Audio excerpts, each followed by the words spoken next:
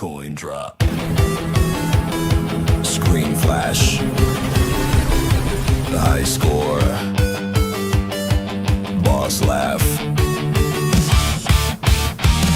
Thumb sore, same fight. Lost track of the time all night. Snacks gone, eyes red. Still shouting one more instead. Distracted gamers, press start. Button mashing from the heart. Round one, game on. We get hit, go harder. Distracted gamers, press start.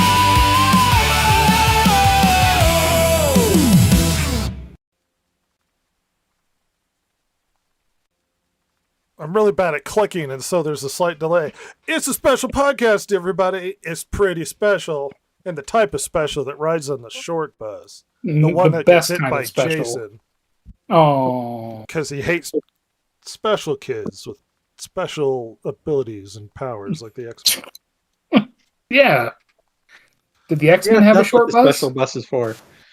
This is the podcast that you come to because nothing is going on in the world, and it's a fun place to go to let off steam. I'm also like to come here and yell at my friends. Very fun. I exclusively like to scream at my friends. It's the only way to do Especially it. Silver, the worst one of us all. Ugh. No fun if you're yelling at someone you don't know. Huh, Silver? What do you have to say for yourself, you terrible human being? I mean, first of all, you're right. You ever apologize for Second World of War II? all- I don't think so. You can't prove I was there. I can prove you caused it. Be my guest. You know what you did. You know Got what you did. proof. She lives in a bunch of denial and refuses to accept the truth. I keep telling her I have a girlfriend, and she's like, "No, you don't." And I keep telling her she lives in another school district. That's why you've never met her. I'm more concerned that she's in a school district. She's from Canada. You don't get You it. don't even know. I see. Relationship's been rocky because of the hockey game. Oh, yes. Had to go to couples counseling because of that hockey game. We're pretty young. We're not going to couples counseling. No. Let's see. Not with, like, your stuffed animals lined up with a little notepad. That's too young. I'm thinking like high school. Okay, I see. So, your random friend with his glasses, like, or the bottom of his nose, like, yes. You know what, Silver? I'm sick of your guff. I'm going to meet you outside after school by the flagpole. Michael. I'm going to give you a walloping. Listen, right by the flagpole is where we do King of Bunker Hill, and I'm knocking you off that thing. Violence is imitatable. This is a DG Podcast episode 105. We have Jason Ross and the horror show, The Cause of All Despair, Silverval, with us. I'm glad she's joined us despite all of the homework. Destroying Tokyo. Despite all of the homework. And did you get everything done in your already busy week? No, Good Lord. You know, I can tell you now, it's like 4 mental breakdowns later. It's still not going well. I mean, I've had kind of a rough week, and I've been kind of busy and stuff, and I kept thinking, well, maybe I'll call Silverval. And I was like, I thought we talked about if she felt she had time, and I kept thinking, I bet she doesn't have time. Oh no, this has been the worst week of my life. This is why I hate spring break. It doesn't make any sense. These are the rants I get into. We've got a lot of stuff to go through. Before we get there, let's see. Anything reportable? Jason went to museum. Silver had a lot of homework. Me and Ross watched Kung Fury, and we're now enraged that there's no Kung Fury 2. It's very dumb. I The whole can give you a situation's random dumb. side tangent. Oh? What's that? Maybe you can answer this question for me, because I have no idea why it keeps happening. I have all answers. Every single time my laptop updates, Uh-huh. it changes my search engine to Yahoo, and I'm so tired of it. There's usually a box you have to select. Oh yeah, I go in there every single time after the update and switch my default browser back to Google. Every time it updates, it switches back to Yahoo. You've got It the is special so dumb. Yahoo virus that I keep hearing about. Which, actually, yes, because I've Googled it, and they're like, you might have malware, and I've done so much crap, and it keeps popping back up. Oh my lord. It's embedded in the code. It's a Yahoo part of is your plaguing processor me. now. I know! Yeah. I've deleted the option, and it comes back like the dead. It just, Well, as someone who's had a long string of viruses over my many years, sometimes the best solution, which might be the extreme solution, is a complete reformat. You just wipe everything and you start again. But that's the extreme, and whether or not you have time for that, and you don't, yeah, because no. you got homework and things. So you're just going to have to truck along with old Yahoo. I mean, as long as it doesn't update, it's still on Google. That's fine, but oh my gosh, I hate you, Yahoo. Hey, they used to be good. Be nice. They're old and decrepit. There's so many other options they could choose from in this list. I'd rather them choose, like, DuckDuckGo, but no, it had to be Yahoo. Mm-hmm. DuckDuckGo is a good option. No, why Thank not goodness it was a ask Bing. Jeeves? Ash Jeeves, he's so old now, he only has limited amounts of information to share. Back in my day. You'll also be pleased to know we are trucking along on James Bond, despite the wall we hit of hot takes from me. Rhett's on the verge of having a bad time. I may or may not have gone off on James Bond the last time we watched a movie. And I won't let him quit. He's chained to the desk. He can't leave. I'll just have to watch movies I'm probably not gonna enjoy. It's going to be very fun to get to the end of this and see how you feel. Well, I mean, that's a discussion for another day, and how much people are curious about whether or not... It's funny, people get so attached to some brands that it's really hard for them to have an objective view. Objective, yeah. Yeah. Because it's like, I've seen Star Wars so many times, it's kind of in my DNA when I'm a kid. So I don't even think I can really watch Star Wars fairly as an adult. Yeah. Or like Indiana Jones. It's just, can I be really fair about whether or not Indiana Jones is a good movie or not? I don't know. I don't think so. But, you know, what are you going to do? I did find out some special bit of information that apparently Axl Rose delayed a concert because he didn't want to land the plane or get out of his plane because he was too engrossed in a movie he was watching. Which happened to be Teenage Mutant Ninja Turtles 2, Secret of the Ooze, so... Oh my gosh. What a guy, huh? Axl Rose is a psychopath. He punched David Bowie in the face at one point. Yeah. For talking to his girlfriend. I hate Axl Rose. Yeah, he's kind of a douche. He's such a chode. Rock and roll. Despite that, we... So... Dear viewer who might have been following us for a while, you might have noticed that we have had long-standing rants about Hollywood, but I rest assured there's a plan here that we will not devolve into talking points and repeating things we've said 40 times in a row. We have a structure because there's a lot of things that have happened this week. Things that all relate to a condition going on in Hollywood that are value to bring up. And so I'm going to start out with an article with things Jamie Lee Curtis had to say. And you might go, oh, interesting. Jamie Lee Curtis, a person that's involved in Hollywood for quite a few years. And she has some ideas on how to protect the film industry. Why don't we read a little... The red flag to me. Well, I don't know. She knows more about the inside of Hollywood than we do. Maybe she has apt information on how to fix things. Maybe. Let's see.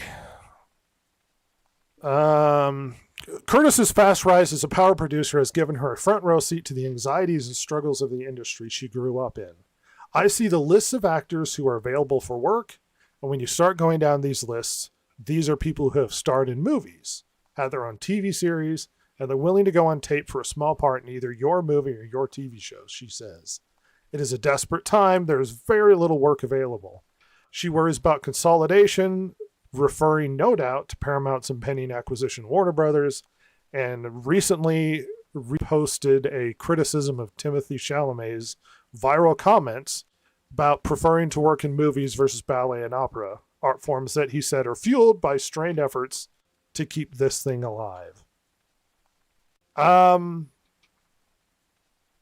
Apparently, her philosophy as a film producer, she's seen the medium as still capable of, with success of wild gambles like everything everywhere. I believe that the industry will survive. I think that we're in more of a transition phase. I hope heads of companies will take $50 million of their annual budget and say, let's give $5 million to 10 filmmakers who want to make a $5 million movie and see what comes out of that investment. That's probably a smarter strategy than what they're doing. I was going to say, that's not crazy. As well as these giant investments on the tentpole movies where they're paying leads in the 20 million range. Let's do both. I hope that all those big companies recognize that importance. Nobody knows shit about what makes anything successful. You just have to trust the art form. I don't know about that, Jamie. Yeah, I mean, she lost me at the end there.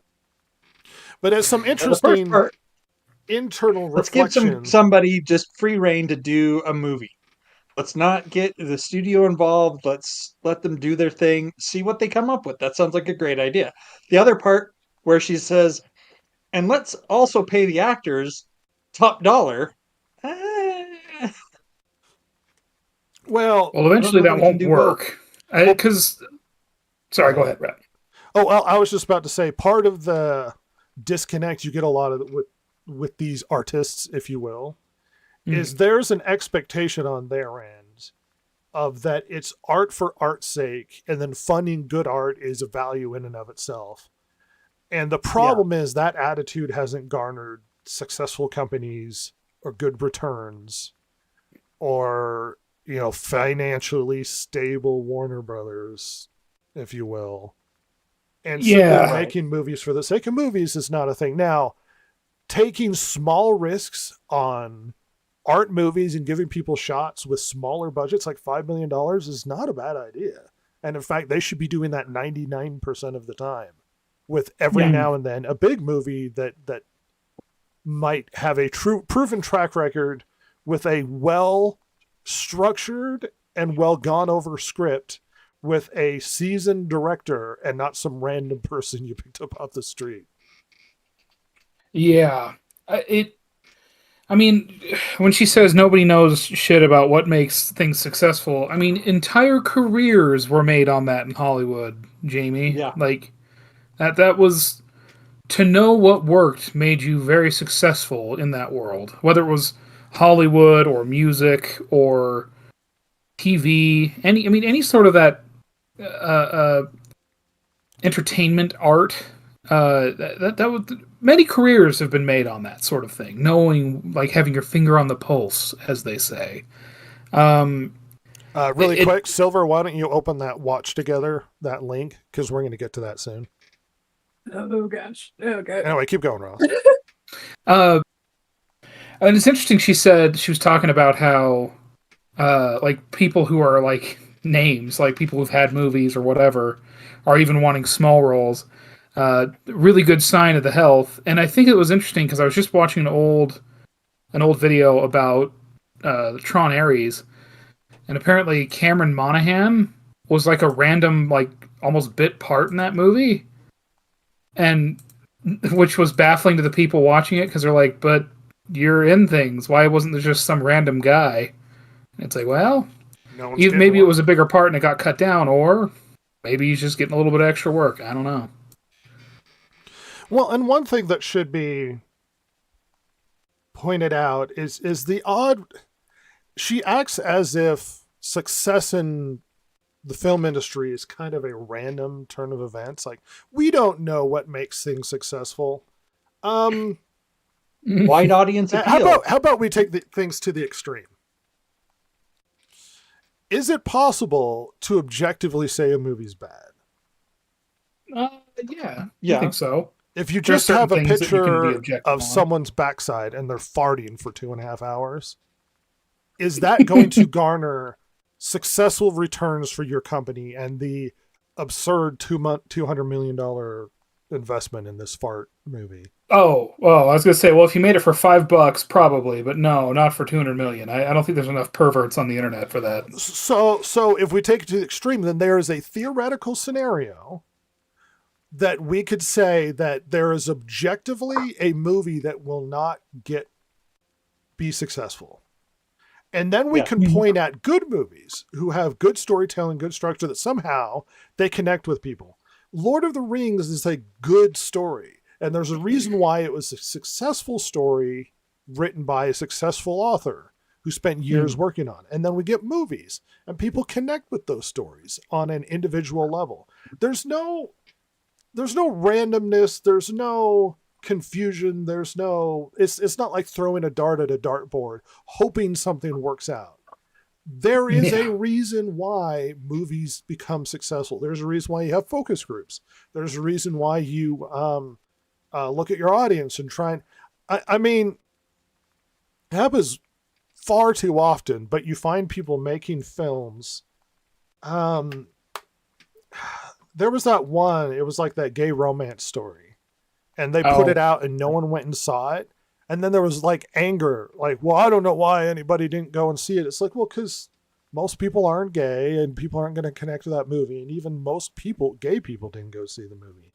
And it's like they get confused as to, this is my passion project, this is my art, I have interesting things to say, and then nobody connects with it.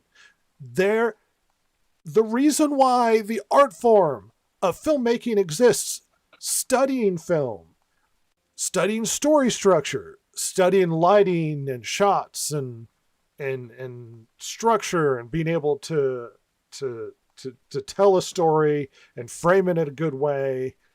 I mean, the reason why this art form exists and why people study it is because there's such thing as good and bad. And I think she's saying nobody understands why. What is the exact quote? It's a complete mystery. A movie comes out and maybe it'll be good, maybe it'll be bad. We don't know until people start going to see it. It's like, to exactly quote her, nobody knows shit about what makes anything successful. You just have to trust the art form. Trust, no. And people do know a lot. It's just, I think the problem is nobody knows shit about what makes anything successful today, because none of you know what you're doing. None of you know what you're doing. Well, failure after failure, there's like 5 people who can put together a logical, reasonable story and structure in a way that makes people make sense. And you don't know. That's the problem. And this seems like a weird self-reflection of like, wow, nobody understands why things don't work out. So this brings us to our next topic. A big movie came out, which me and Ross, at least, I don't know what everybody else's opinion is, but when I saw advertisements for The Bride, I thought, this looks interesting. I'm kind of down for this weird art house character study film. I didn't know anything about the story. I didn't know who directed it. I just saw Batman was in it, sort of thing. And I'm like, oh, this looks interesting. And then the movie came out. Now, you might go, well, is it good? Is it not good? Well, to give you a reflection of how well this movie did, it cost $155 million, and its opening weekend was 14. What? It cost 155 million? Is that with ads? holy cow. I don't think so. And to clarify, I got that incorrectly. Its opening week, not weekend, week did $14 million. Globally, not domestic, globally. Oh, You're just digging you're digging the hole deeper. I heard, I can't remember where, I heard the advertising budget was like 65 or something. Oh my ouch. god, so this seems like a $210 million movie, all said. Holy shit. Wow. That's actually for a retelling of an It's not artsy a retelling of retelling. Frankenstein. No. So to give you some clarification, I haven't seen it, so I'm not going to be overly explanatory about a movie I haven't seen because I try not to judge things I haven't seen. Sure. It is a mega flop, Captain Crunch 1707 with the baller name. Get with the captain. This was a belly flop from the high dive. Of epic proportions. But let me at least clarify what we're looking at here. I had no idea what the movie was about. But apparently it's a feminist movie. This was written by Maggie Gyllenhaal herself when she was young. And essentially the plot is Mary Shelley, the writer of Frankenstein, gets reborn as a new person, and Frankenstein has been living for a century or so, waiting for her to come back because he's in love with her, which I didn't know she was in her own book. Yeah. But As I know, whatever. she's not. And Frankenstein is essentially kind of a simp for Mary Shelley. And then the movie degenerates into her making a lot of commentary about men keeping them down. And she gets real rebellious and it becomes kind of a Bonnie and Clyde thing. Okay. And she tries to spread her, I guess, self into other people. That this is the roughest I could give for this plot. She has the black on her face because she's coughing up bile because whatever. But welcome to this story. It is a very feminist movie, which, look, if you're into feminist films, fine. I tend to think those movies don't do well because they're preachy and talk down to you and tend to be really shitty. But if you're into feminist movies, fine. This movie seems to have not spoken to the feminist or at least any general audience at all, because $14 million globally for its opening week is abysmally bad. Abysmally That bad. could be the feminist audience. Well, she for all kept we trying to imply that this was creating buzz and conversations online, and I'm like, I don't know about that. Maggie Gyllenhaal. Maybe in a negative way. I don't know about that, champ. Listen to your slugger. So there was an interesting interview that Maggie actually had. I can't remember what publication. Balls publication. Oh, that's only the finest. So we're going to sit and listen to some of the interview and what she had to say. All right? I was thinking about this moment because on the one hand, we've had all these interesting, films come out just this year. Chloe Zhao with Hamnet, Lynn Ramsey with Die My Love, Kristen Stewart with The Chronology of Water. But on the other hand, there's only 8% of films that were made by women. Mm-hmm. And that's a 7-year low. So bringing this up, one has to assume that they're bringing this up as in this is by design, and if everything was doing well, then there would be a parity, a 50-50 sort of thing when it comes to women and men directors. Mm-hmm. Now, I don't want to go down the rabbit hole of women and men choose different professions deliberately because they have different interests and different things they want out of life. Right. However, even when it comes to the women directors we do have, I guarantee you, they would throw themselves, throw money at the wall, desperately trying to get women directors because they want really good women directors. And then you look down the road and you look at some of these big female directed movies that become epic failures. Things like The Marvels, one of the biggest financial failures in Marvel history. It might even in television history to some degree. directed by a woman. Who Acolyte. what was it? Nia DaCosta, who went on to direct Bone Temple. Oh yeah, which is now that one has put the third movie in question, hasn't it? I actually think they're not doing it.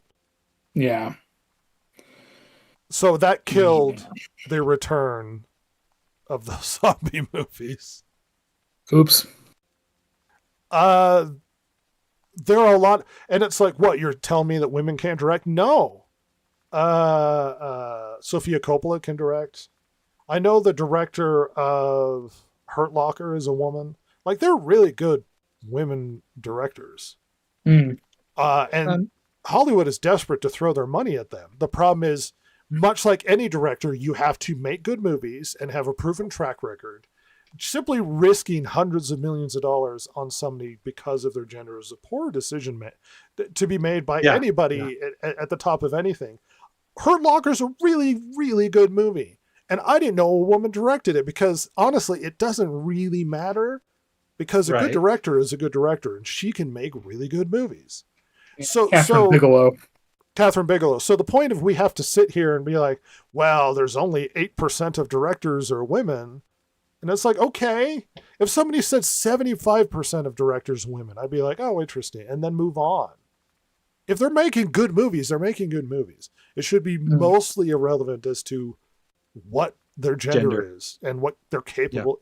Like it's really unnecessarily stupid to make this a big point. If you're good at making movies, you're good at making movies. Fine. Anyway.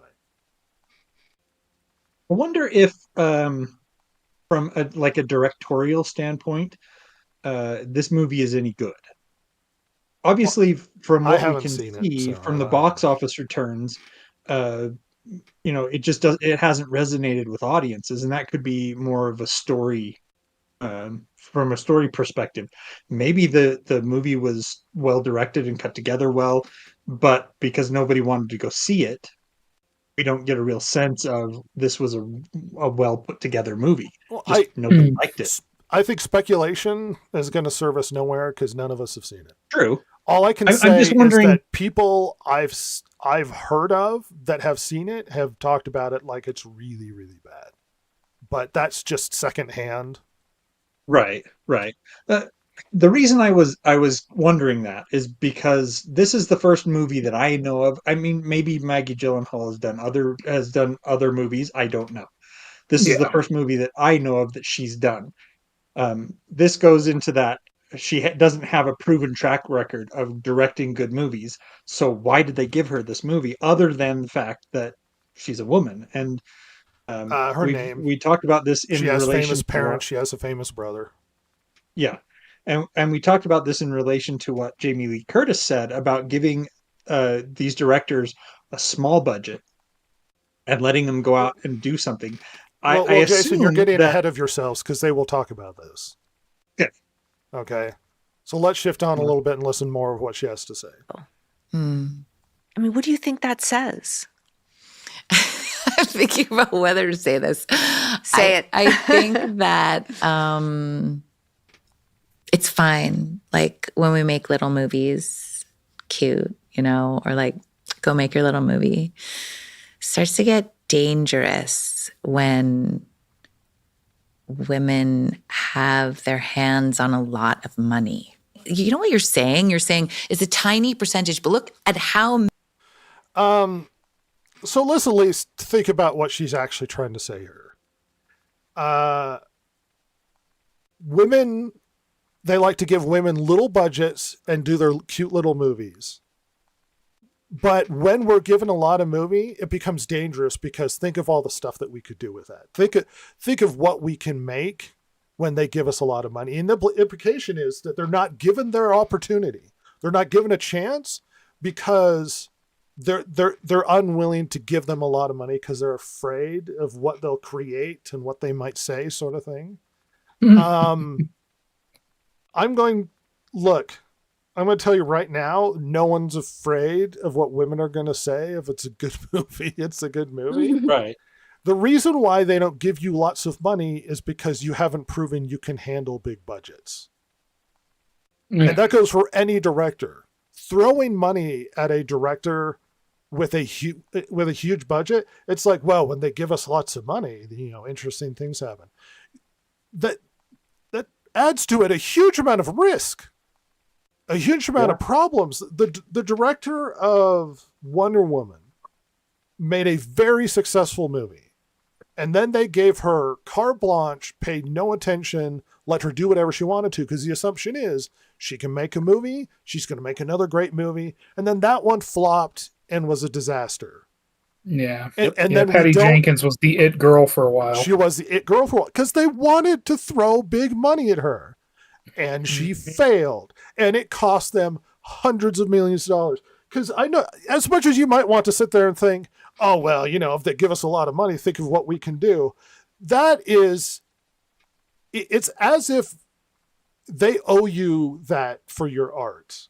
The risk involved, the jobs that could be lost, the debt accrued. This is not a small amount of money. You're acting as if these billion-dollar companies can just shrug it off and accept the loss as if it's an easy thing to do. That is a huge risk, and that's why she didn't get a third Wonder Woman.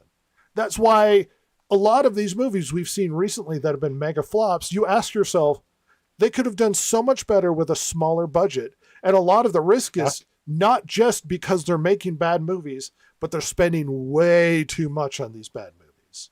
Way too much. Assuming that the art, to point at Jamie Lee Curtis's comment, trust in the art. Look at Joker. They didn't spend a lot of money on Joker, and it was amazing. And they trusted in the art and spent absurd amounts of money on top of what they spent on the Joker for Joker 2. And it was a failure because they trusted the art.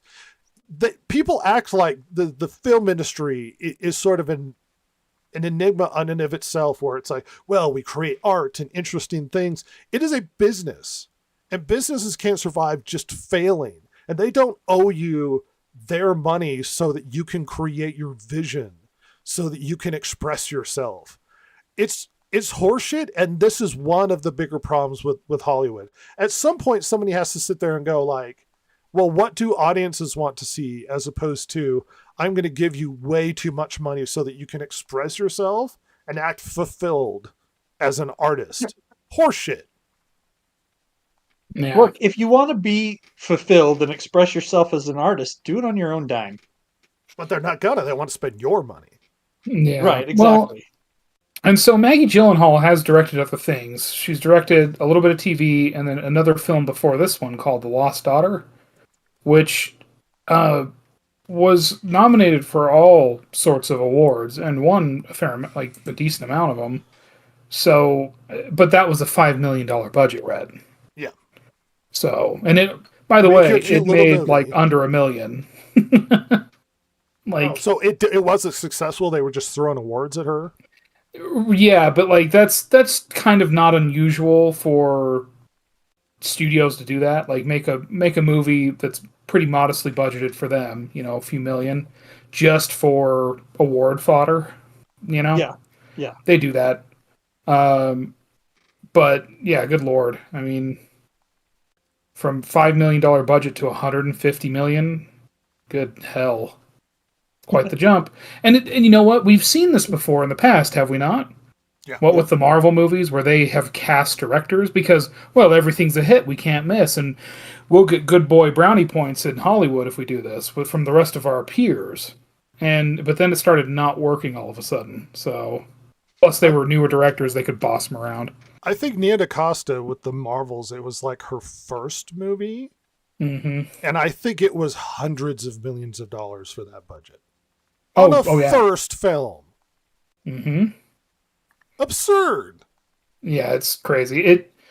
It wasn't her first movie, but it was it was her third, and it was by far and away the largest budget. Not even Make a close. couple indie films, you can now handle a mega big budget. And that's the difference between the little indie films too and the big budget thing is everything's exaggerated on a grand scale. It requires a lot more organizing, a lot more crew, a lot more planning, just everything's bigger, huger.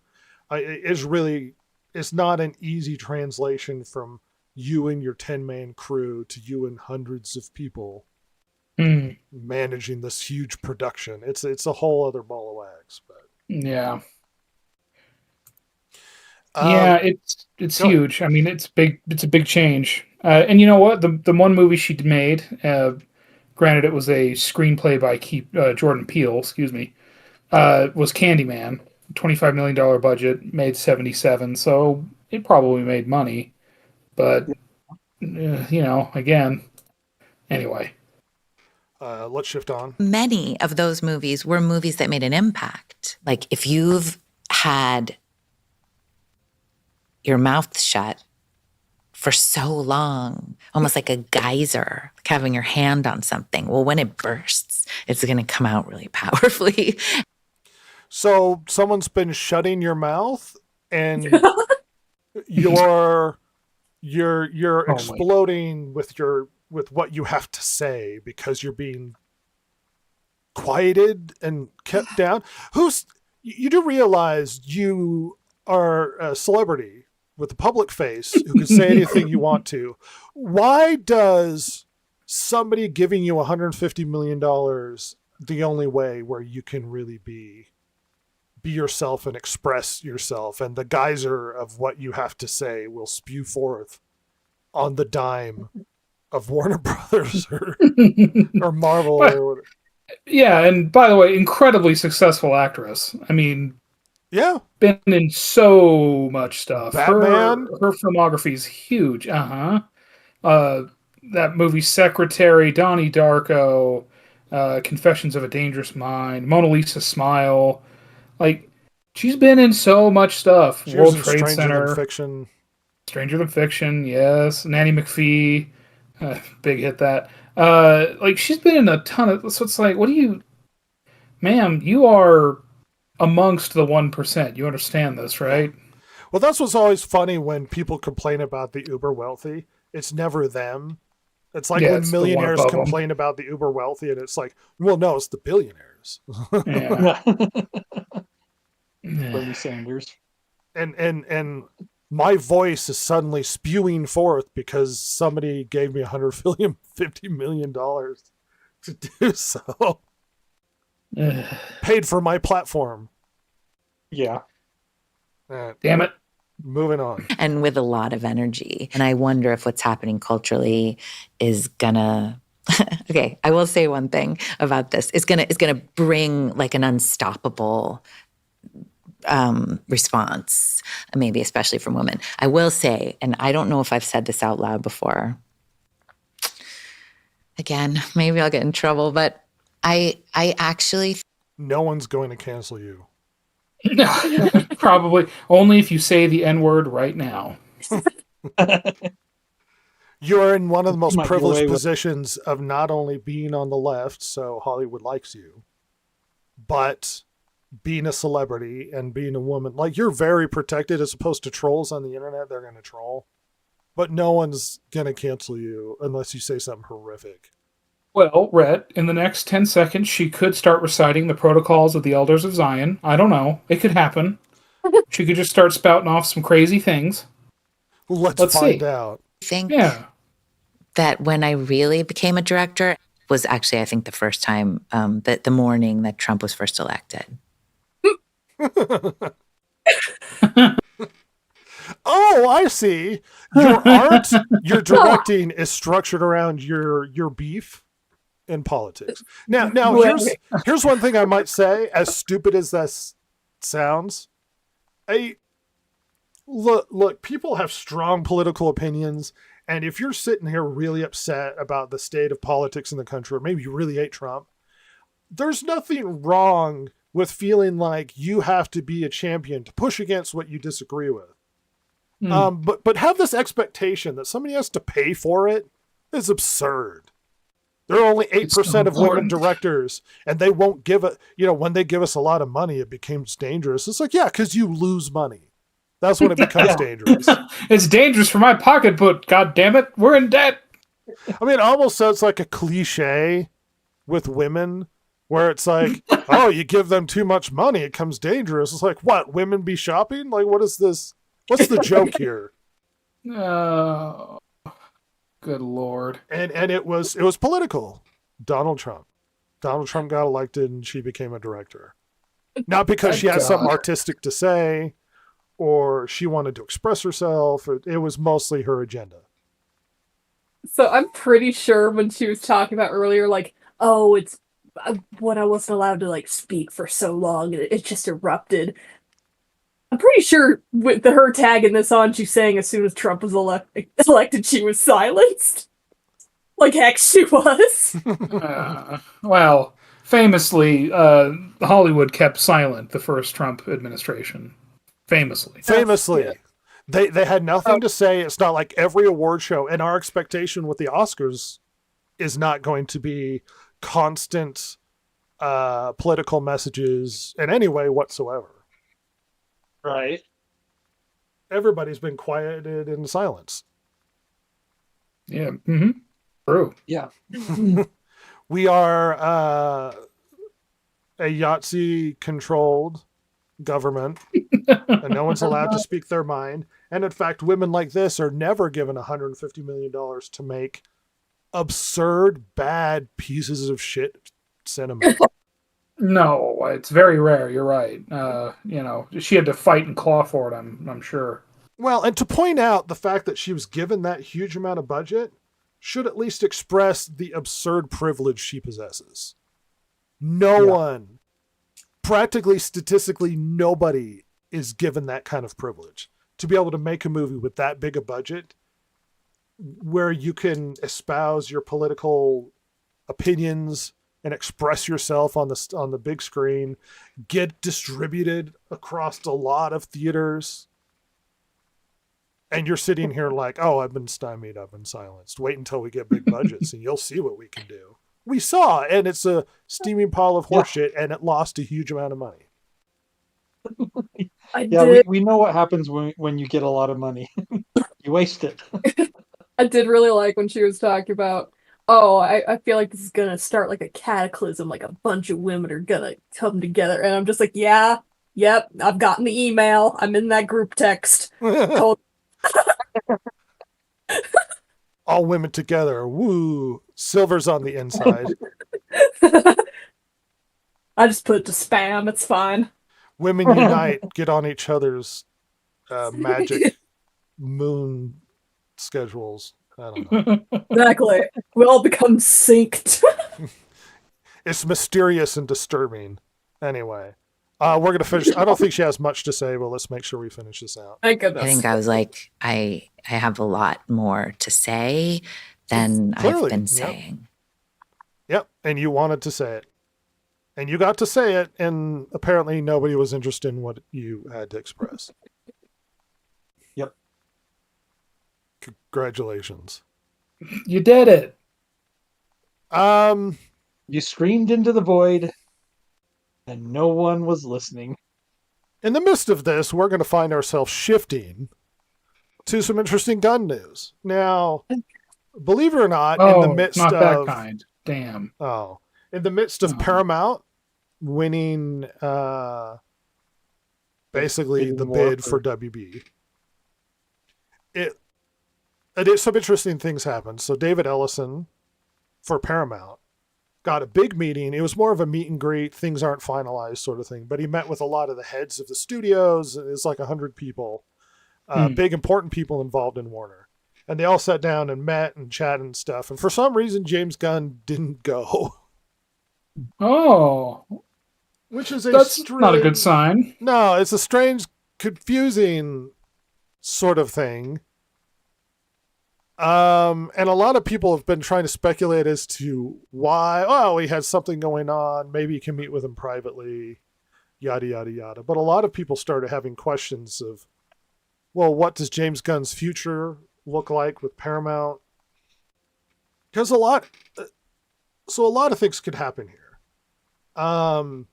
One would hope that they might sit down and review things and see the direction that maybe the DC universe is going and decide whether or not it needs a reevaluation. And we've already had publicly in front of Congress, the CEO of Netflix admit that Superman was a failure.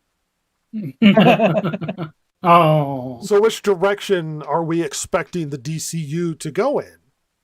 And these sorts of discussions I can't anticipate happening quite yet.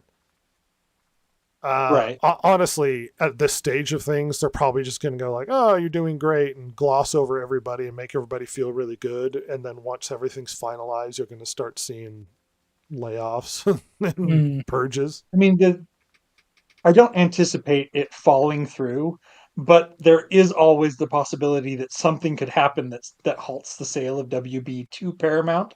So yeah, it doesn't make sense for them to go in and start wholesale axing people in departments and plans and all that stuff just yet. So it's one of those cautious things like, yeah, let's do this. But to me, this is a bad sign. If I'm the studio head and I'm buying the studio that you belong to and you don't attend a meeting, that at this point, yeah, you might not be around much longer. Well, and I don't know. I don't really think that they're just going to fire Gunn, but who knows the direction this is going to go. yeah. Right. Hard to I mean, say. they might not fire him like you said, but this could obviously get him demoted to number two, as opposed to you're in charge of the DC movies for and everything. You're now second in command, and we're putting somebody else in charge. And it's funny It's with always something. a lot of the Yeah, shifting and embarrassing stuff where they take people out and shift them around. A lot of the time they yeah. don't say they're firing them, but it's like they're putting him in Right, a new important advisory role, or his title is now this, but he has less authority, or right. whatever nonsense that they put him in. I think his contract has another year on it, something like And it that. could always be that they don't renew his contract when it gets to time because Well, imagine they do people another don't have. reboot. Like, what exactly are we going to I get say here?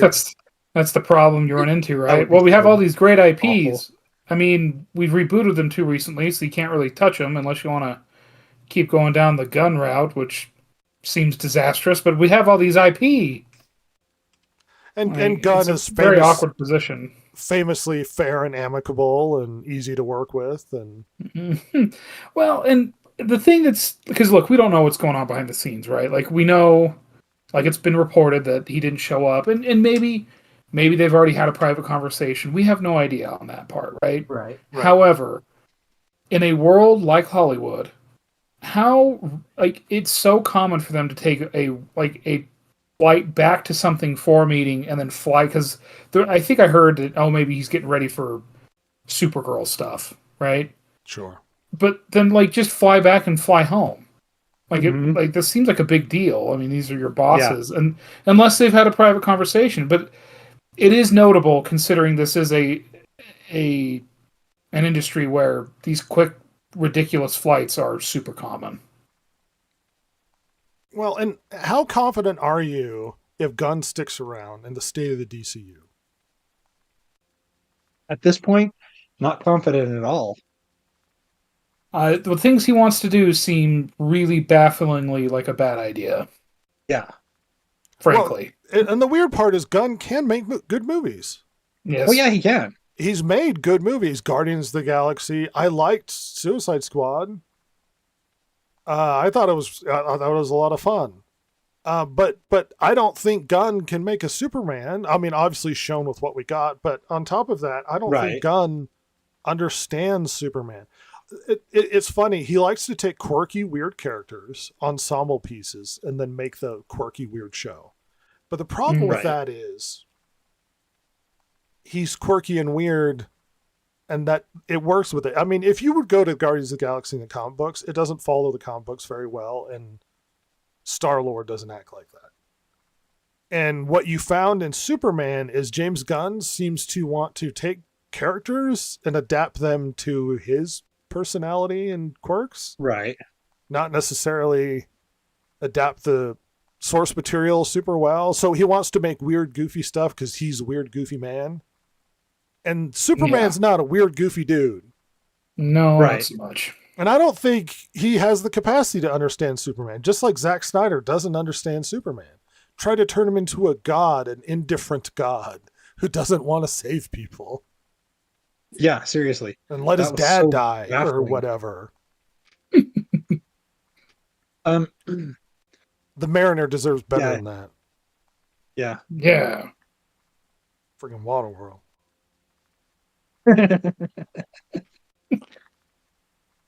You were saying something, Jason? I was just we've mentioned it before that he can do good movies, and there's plenty of examples of him playing to his strengths, and I think that the executives were blinded by the fact that he had been successful, and he when he played to his strengths, and they're like, oh, he can obviously do whatever we want him to do. Um, and I just don't think he's that versatile a director. From all I've seen of what he's done, sure, there's a certain niche of movies that he excels at, and everything else he touches is crap. On top of that, he said that it didn't solidify with him how to do Superman until he got the dog, and the dog was one of the worst parts of the movie. Well, and see, that's my point. He adapts it to him. He Right. couldn't understand Superman until he adapted it to his personality. He doesn't get it. He doesn't know who Superman is. He doesn't relate to Superman. He doesn't understand Superman. But the problem is, even when you give James Gunn carte blanche and no filter, is when we get that Peacemaker. And Right, Peacemaker right. was terrible.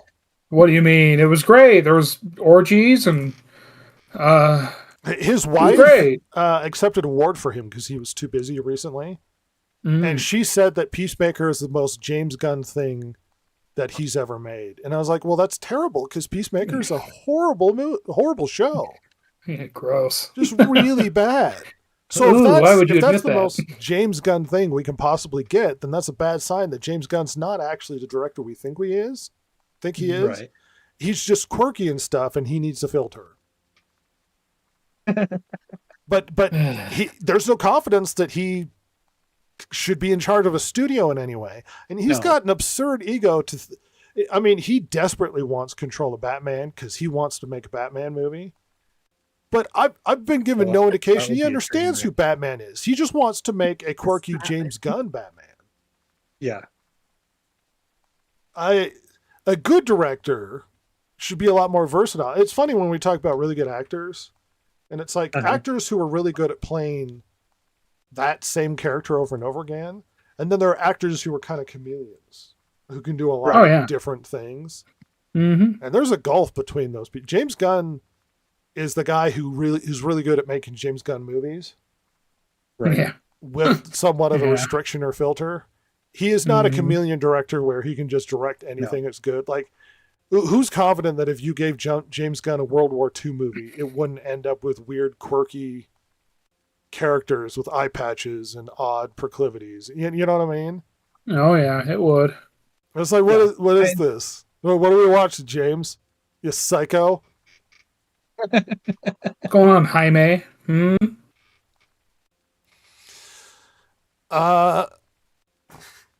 And it's like, oh, well, so things are going really well over here in this corner of Hollywood? This is what we're seeing? Good stuff. Great. It's great. I really like it. A lot of people have been trying to speculate that this means James Gunn is going to leave DC, and it's like, I don't know about that. Yeah, that's what? Well, there have been some Entirely people possible, but- pushing that he'll have more freedom and capabilities if he goes back to Marvel under Kevin Feige. And it's like, why would you give up being in charge to being under Kevin Feige? That doesn't make any sense.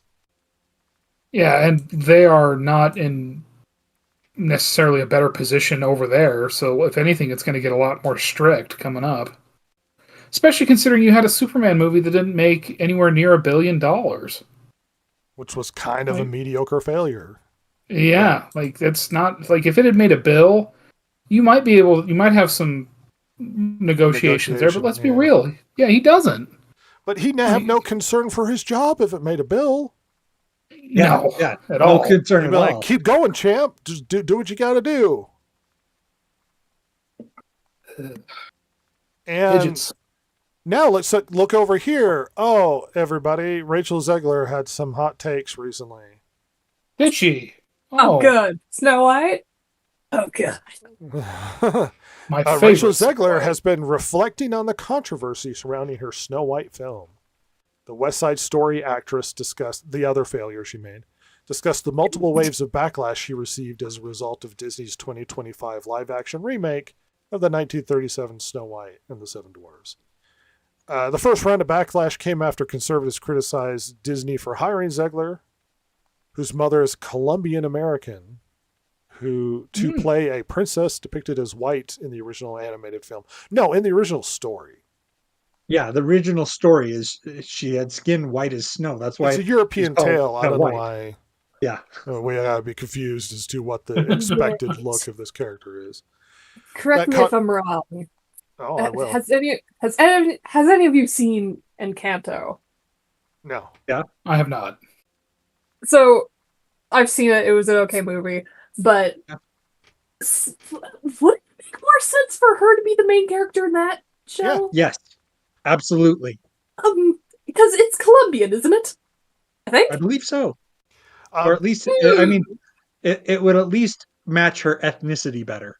Well, she It is would. well Let's cast see. in West Side Story. True. Very true. Yeah, it makes a lot more sense, at least. She's Yes, not Puerto Encanto is Chico. deeply Colombian. Okay, there we go.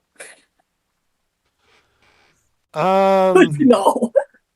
Apparently, she also faced the inverse criticism for playing a Puerto Rican protagonist. Despite That's her so father stupid. being white, that is not criticism I would level against her. No. You're not brown enough Yes. for a Well, I role mean, that it's you're a supposed to thing. be Latina.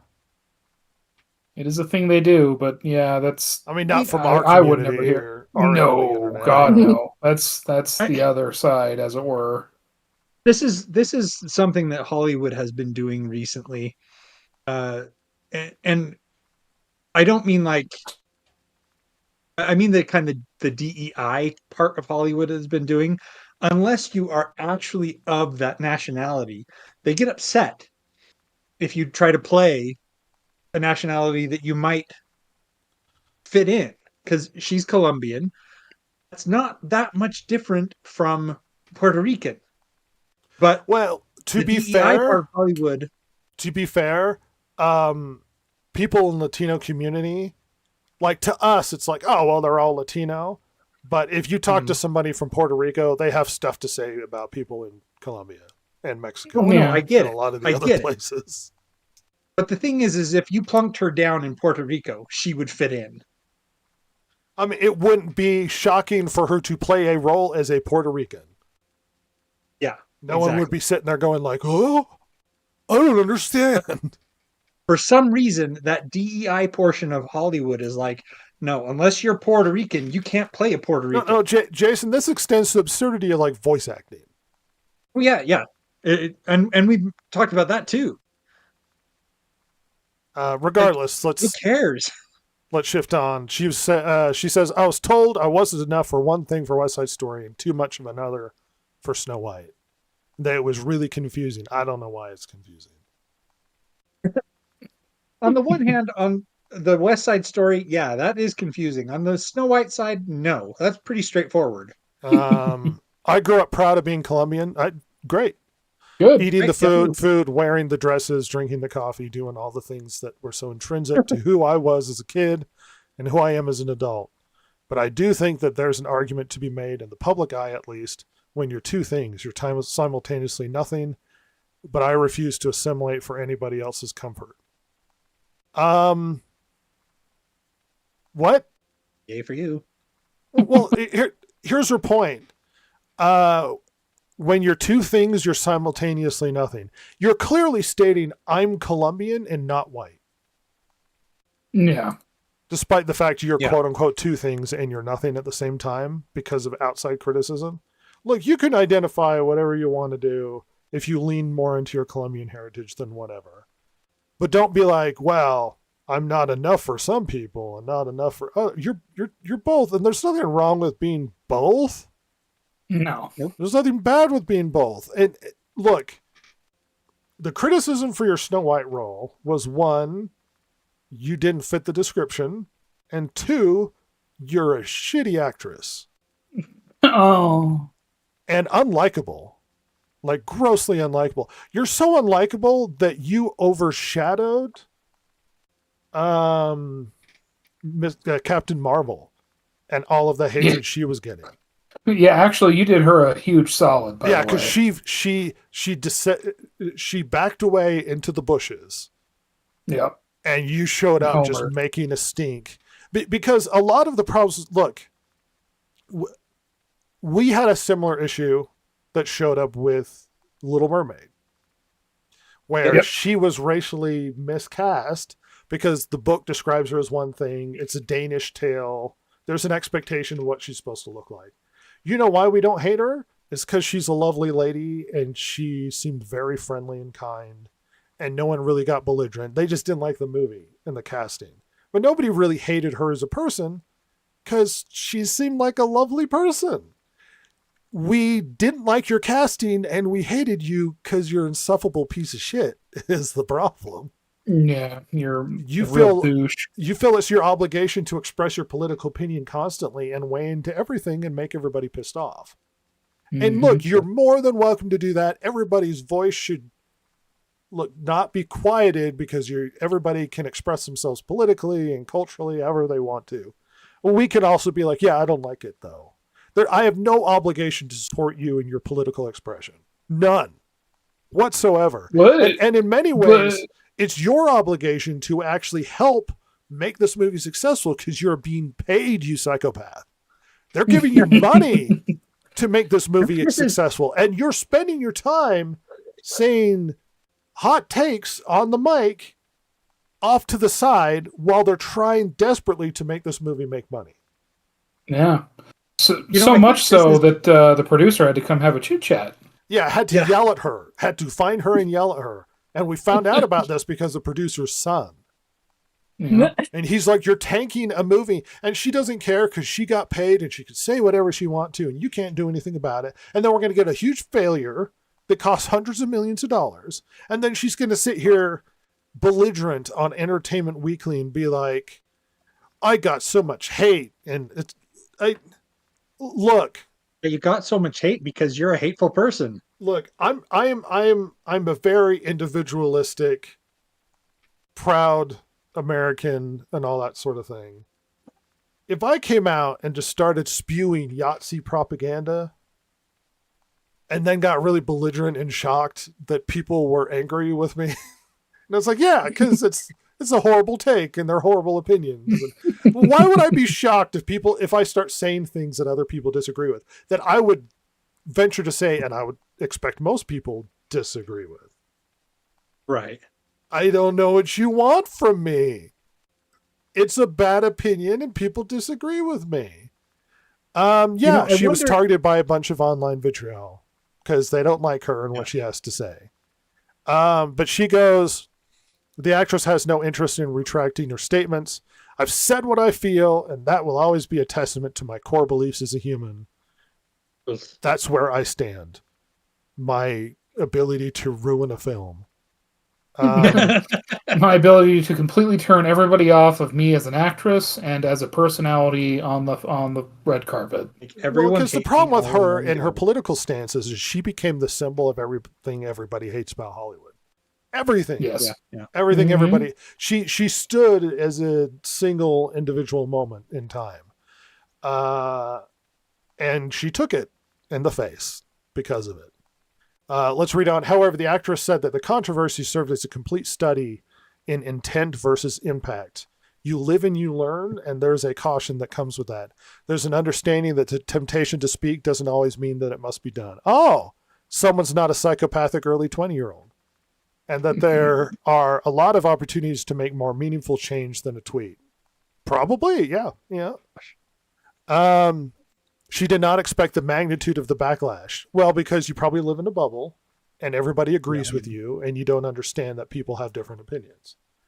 But she says, if I've been able to predict everything that would come my way, the threats to my safety, I would have just thrown my phone into the ocean. I think any sane person would have. That would have probably been a saner decision. Yeah, yeah. But anyway, by and large, we could take from this that she essentially doubled down, that she doesn't regret it, and she's going to express herself whether people want her to or not. And she's upset that people didn't like what she had to say. Okay. I kind of wonder if some of this is indicative of Hollywood.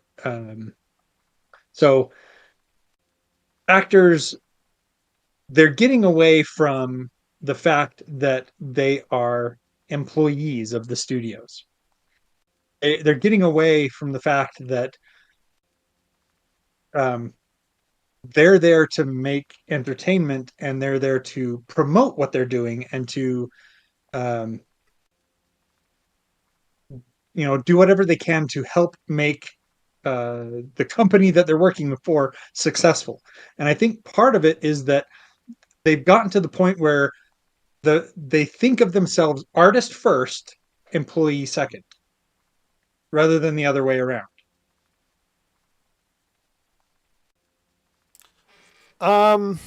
Well, Hollywood's doing great.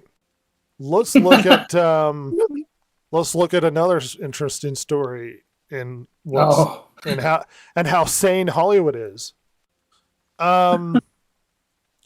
Behind closed doors, Rebel Wilson's crisis public relations team discussed plans to create anonymous websites that accuse the producer of The Deb of sex trafficking as part of an alleged smear campaign solicited by the actress. In a recording obtained by the Hollywood Reporter, digital fixer Jed Wallace instructed top entertainment publicist Melissa Nathan to assert without evidence that the producer Amanda Ghost is a madam whose work involves procuring young women for wealthy and powerful men. To quote, "We can't just do like, oh, she's a bitch and she sucks." Wallace says in the recording, it's like, it's got to be really, really heavy and connected to something that's heavy. At one point in the private conversation, Wallace references the involvement of Hollywood power lawyer Brian Friedman, Wilson's then counsel in the plan. The discovery of the communications implicating Wallace, Nathan, and Friedman can be tracked back to It Ends With Us legal saga, in which Friedman plays a central role in a breach of contract lawsuit from ex-Baldoni publicist Stephanie Jones against Baldoni's producer company Wayfair.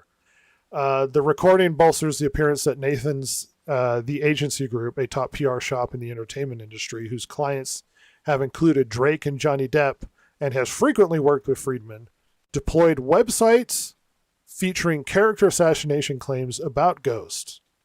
The conversation was originally recorded in order to relay instructions from Wallace to former TAG Vice President Katie Case, who was not on the call. She was told to review a document detailing the accusations the site ultimately alleged against the producer.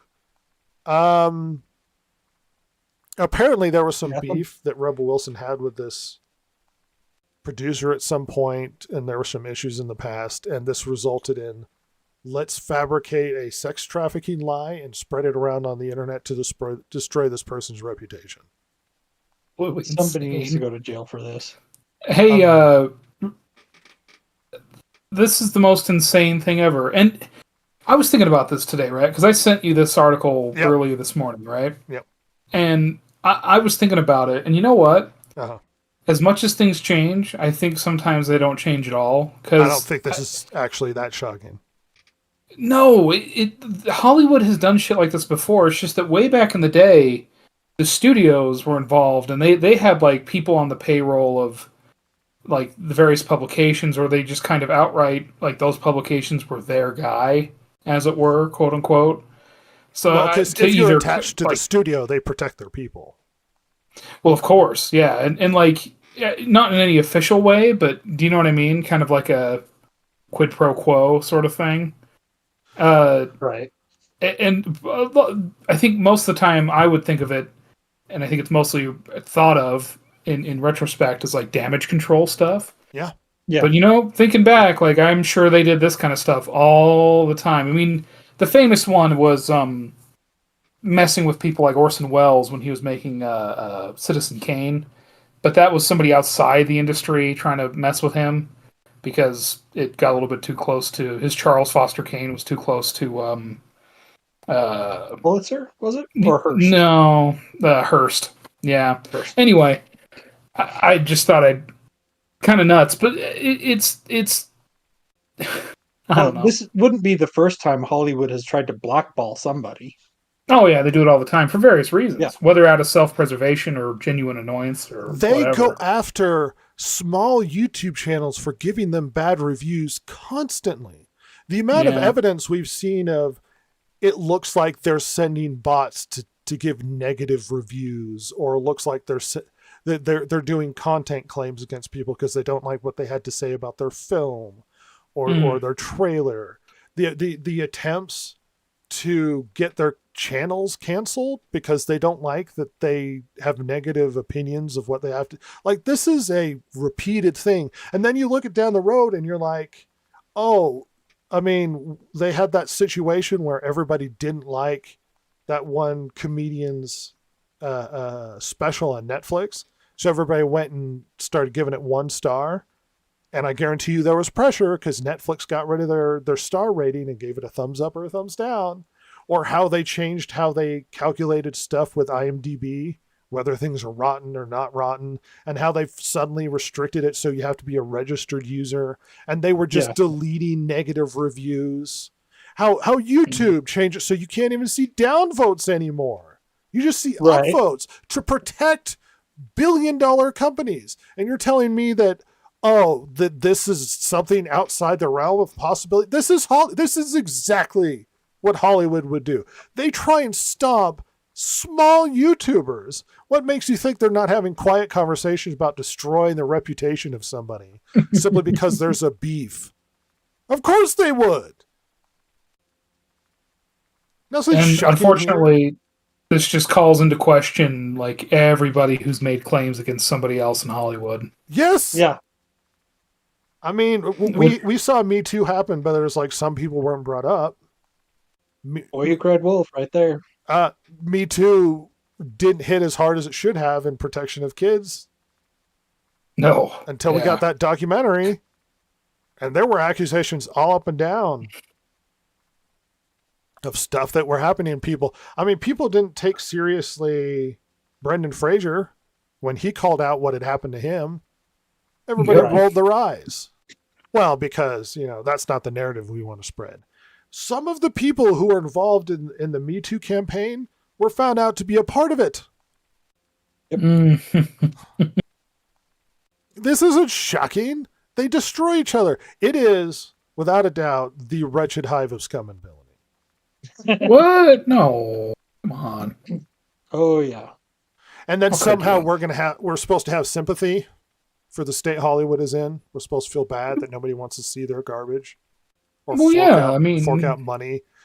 That we're not obligated to support a feminist film because women. Women. We're all just misogynists because we don't like to be talked down to and we don't agree with your political stance. Now we're just bad people. Yep. We have an obligation, you see, to back up these multi-billion-dollar companies to make sure they're successful. I'm glad you've come to understand this, Rhett. I saw somebody talk about The Bride. It was something like, women need to go see movies made by women to make sure that we get to see more. And it's like, why do women feel, why is there some sort of expectation that women have an obligation to show up just because a woman's doing it? What if it's a bad movie? What if they don't like the opinions in the movie? No, you have to support women. Do we? You must. And then we're talking about, support women. Women band together, right, Silver? All the women need to band together. Yeah. Rebel Wilson's PR team is trying to destroy the reputation of a woman.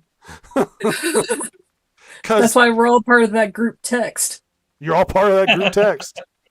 To destroy some woman's reputation because I don't like her or whatever. Yep, even if the beef is like she's genuinely a shitty person, doesn't mean she's sex trafficked people. A crazy jump. I mean, could be a huge asshole, but my God. or justify fabricating that sort of information. It's funny. People always go, well, I don't like the person, therefore I'm going to accept every nonsense thing or make up stuff because it's justified because I don't like them. They were kind of mean to me on a movie.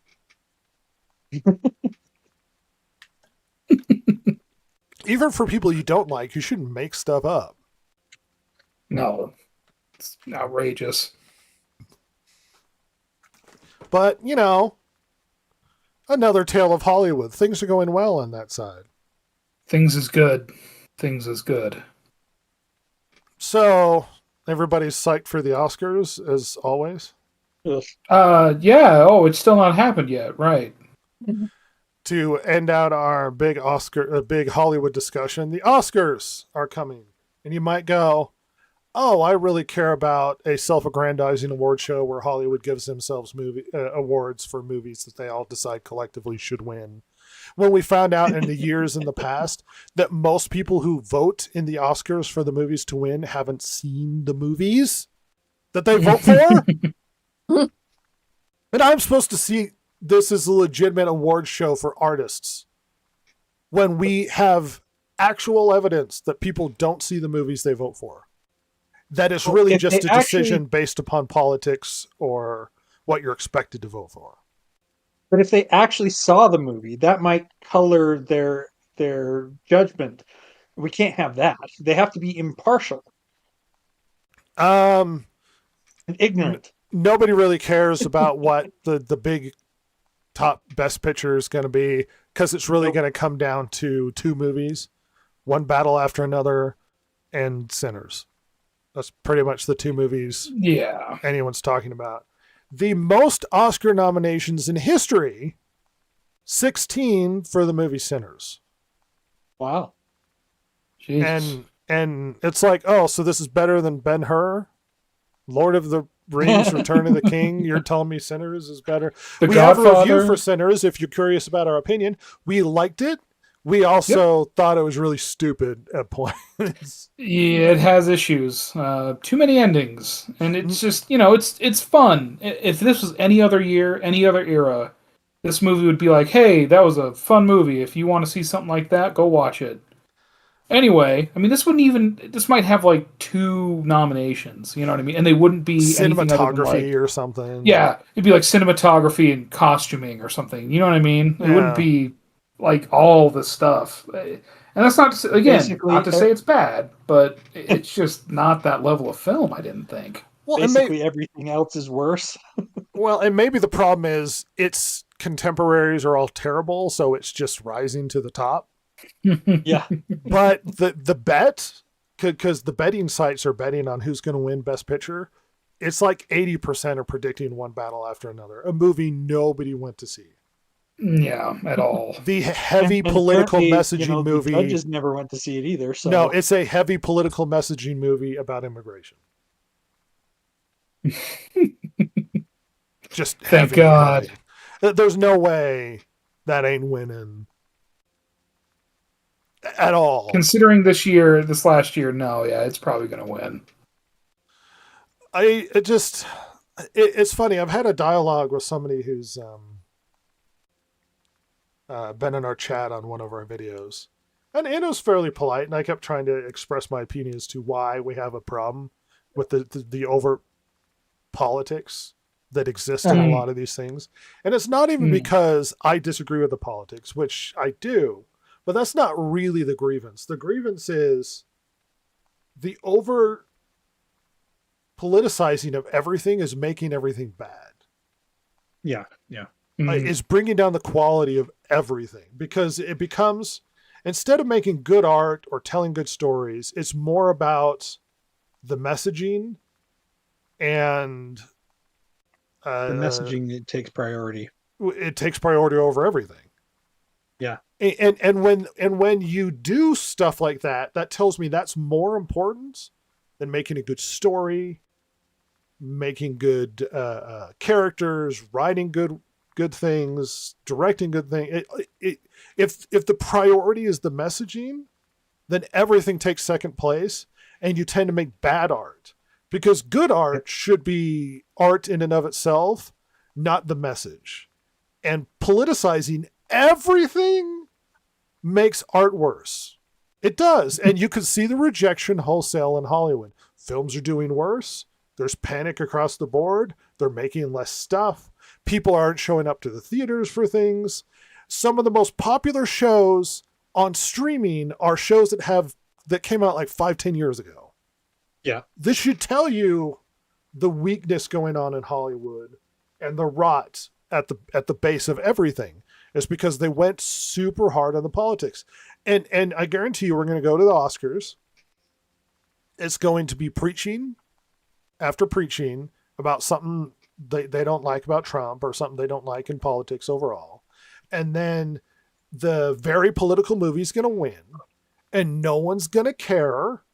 And they're going to have an even more bitter taste in their mouth when it comes to the reputation of Hollywood. And they're going to decide not to show up, not to engage, not to be a part of it.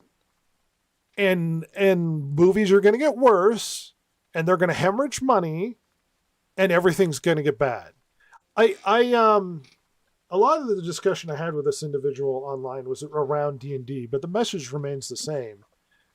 We are unhappy as a podcast, not because, let's say, the LGBTQ community is involved in D&D. We're unhappy as a podcast because it's heavily catering to one group and it's basically pushing everybody away by being like, well, I don't want to be a part of it now. I don't want to play D&D because it's being too political. It's leaning too much in the gender identity. I miss when we can, as a group of people, because everybody talks a lot about how divisive everybody is. We're divisive because we don't hold things in common anymore. We don't hold cultural things in common anymore. We don't enjoy the same movies. We don't consume the same products. We don't play the same games. Everybody's sort of bifurcated in political directions. I would prefer if we can all consume movies that we can all enjoy, that we can all go to Lord of the Rings and we all love this movie regardless of political perspective, or just, general stuff. And you just don't want, you want to shove out anybody who has something to say. You know what? I am not upset when people have something political to say. And I'm not upset when they have a political movie or a message that they feel strongly about, by all means. Just know that you're alienating a huge, at least half, if not more, of people who want to expose themselves to that. And your movie is going to have a lot less people going to see it. And then if Hollywood turns it into, like with One Battle After Another, this big praised, huge thing that they're going to hold up above their heads as this icon, then that political messaging is going to leave it stink all over Hollywood. And everybody's going to see Hollywood as some leftist, shill, identitarian, political horseshit, industry. Right. And then we're all going to pull away. We're all going to pull away from this. There are movies I like that lean left wing. There are movies I don't like that lean right wing. And a lot of it is because they're not preachy and they tell the stories really well. And I mean, I like Star Trek. A lot of it's left-ish. Yeah.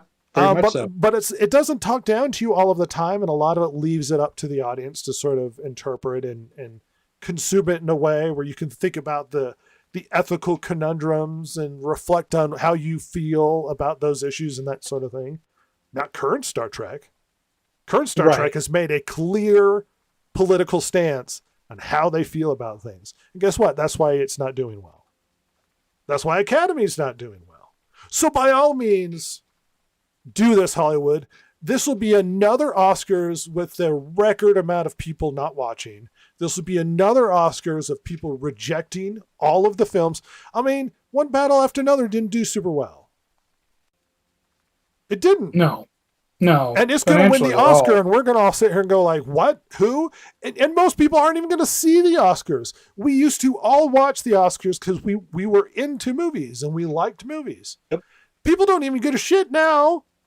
Why am I supposed to care if Sinners is doing well? Or why am I supposed to care if One Battle After Another wins an Oscar? I'm never going to see it. I don't want to see it because it looks bad. It's not for me. And yet you're going to tell me this is the greatest movie to come out this year above all else. This is what you're telling me. Why am I supposed to support your industry? At some point, I'm sitting on the sidelines with how bad things have been politicized, cheering your downfall. Because I don't care. Why should I care if all you produce are these types of movies? Why should I care if you survive? Right. I don't care what movies are a vital industry. They're not.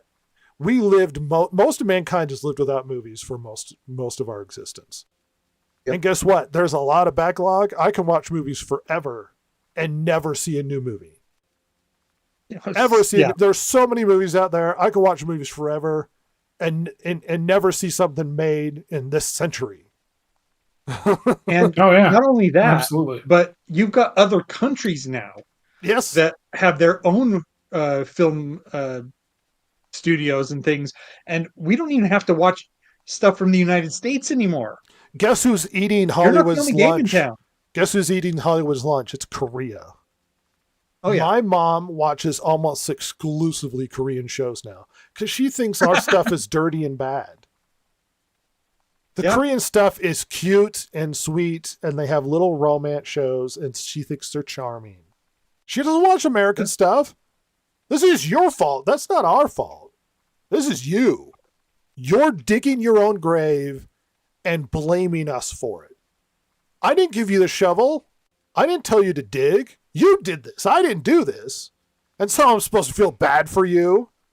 Oh, you got to show up just because of obligation. You got to save the industry. Why? You hate me.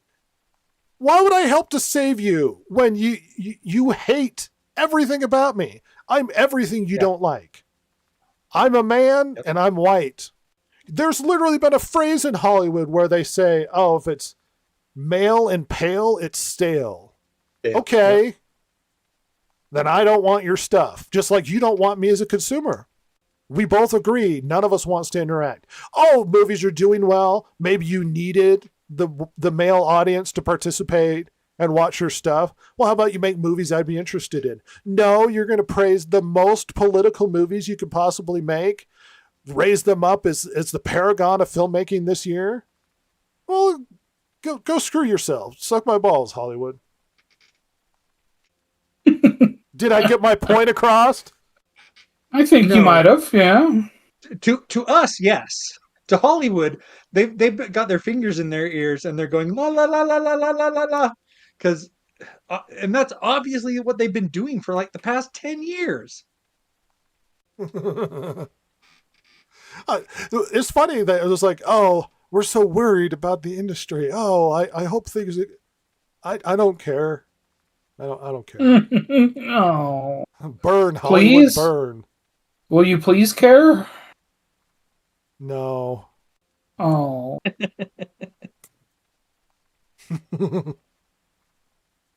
What do you think, Ross? How do you feel about the current state of Hollywood, considering all of these stories we've had today? What do you think? Oscars is a good sign, or are things a good, healthy sign of the direction we're going? Not that we have to go through the platitudes of well, they got bad writers and they don't connect with their audience. All of these are given. What do you think? What do you think? Because the stories this week tell me of a sick and dying man. Yep. yeah, and even the ones that are kind of par for the course and have probably been a thing for a long, long time, like the Rebel Wilson story, having it exposed and open is really off-putting to people. Gross. They don't like to hear that, especially, frankly, from someone as unimportant as Rebel Wilson. Like, no offense to her, but like, this isn't like, George Clooney or any of these big name actors who we've known and have been around for a long time, and they're big important people. This is Rebel Wilson, the resident fat funny maybe? chick. Yeah. Yeah, I mean, it'd be like finding out like Jack Black. Actually, that's an insult to Jack Black, as much as I hate him. But it'd be like hearing Jack Black had like a crew, like he hired a negative PR firm to fuck with people. It's like, why? To What be do you mean? fair, Ross, she lost a bunch of weight, and for some reason that meant that she's a lesbian. So she suddenly became a lesbian. Oh, well, good for Now she her. can attract chicks. I mean, Well, I Yeah. don't know if she can attract him, but she is a lesbian. I think she Well, married a women really lady. love power, and she did use her power to destroy another woman. So these are all positives. Fat chicks have power. Yeah. I don't know. Yeah. It feels like hyenas fighting over the scraps of a corpse in a way. So Uh, that's a good descriptor. yeah. Because and I don't know. Yes, movies will always be made. Movies will always be made in America. How many? How big? How much? That's the question. Uh, and Hollywood as it was, and to be fair, Hollywood has had this point in time more than once.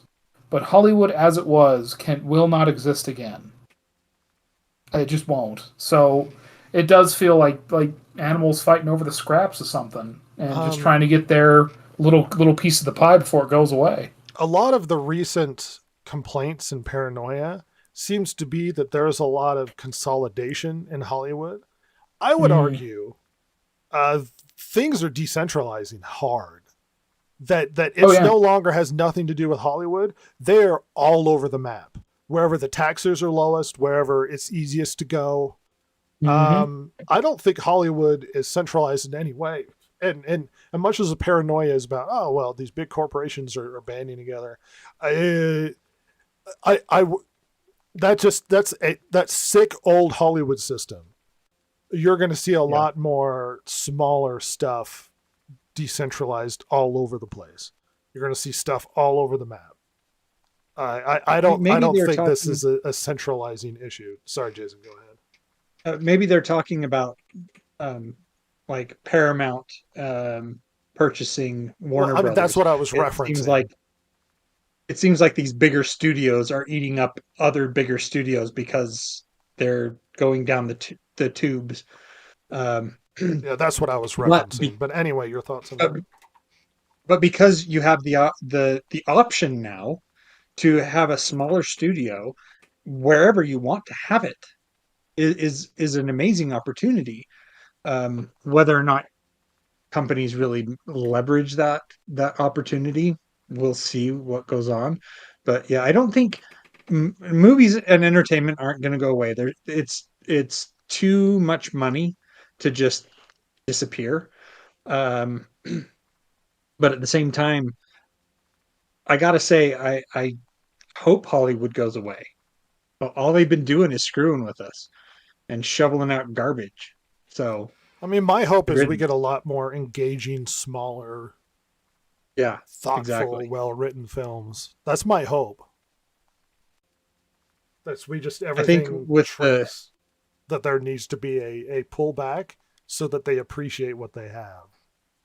Yeah, I think as Hollywood contracts and as some of these bigger studios find out that they just can't operate the way they have been operating in the past, that we start getting entertainment coming back.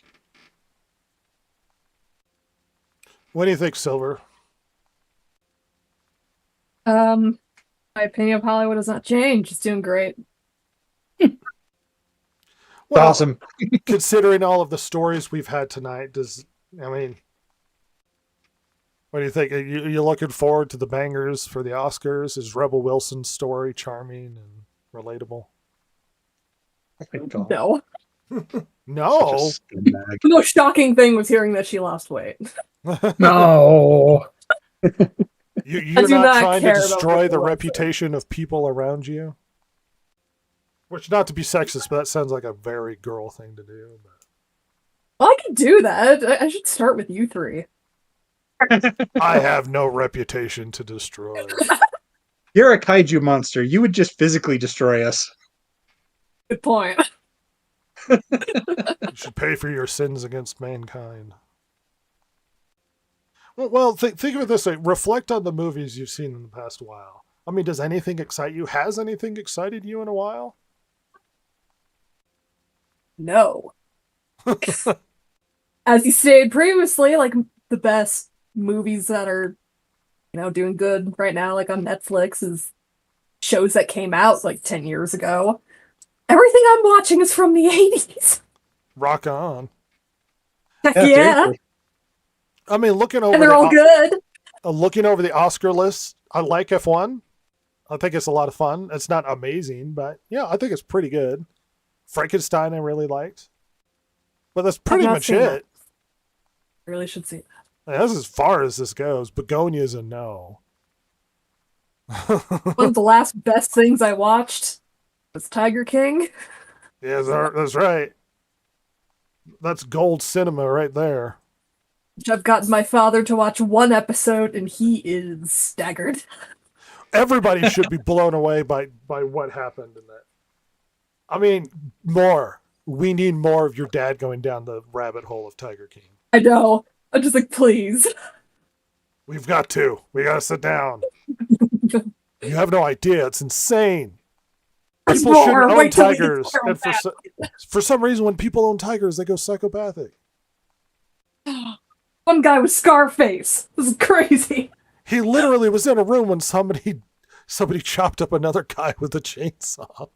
He's like, I was just there. I didn't do it. Now that's good cinema. That's good cinema. More documentary, but still.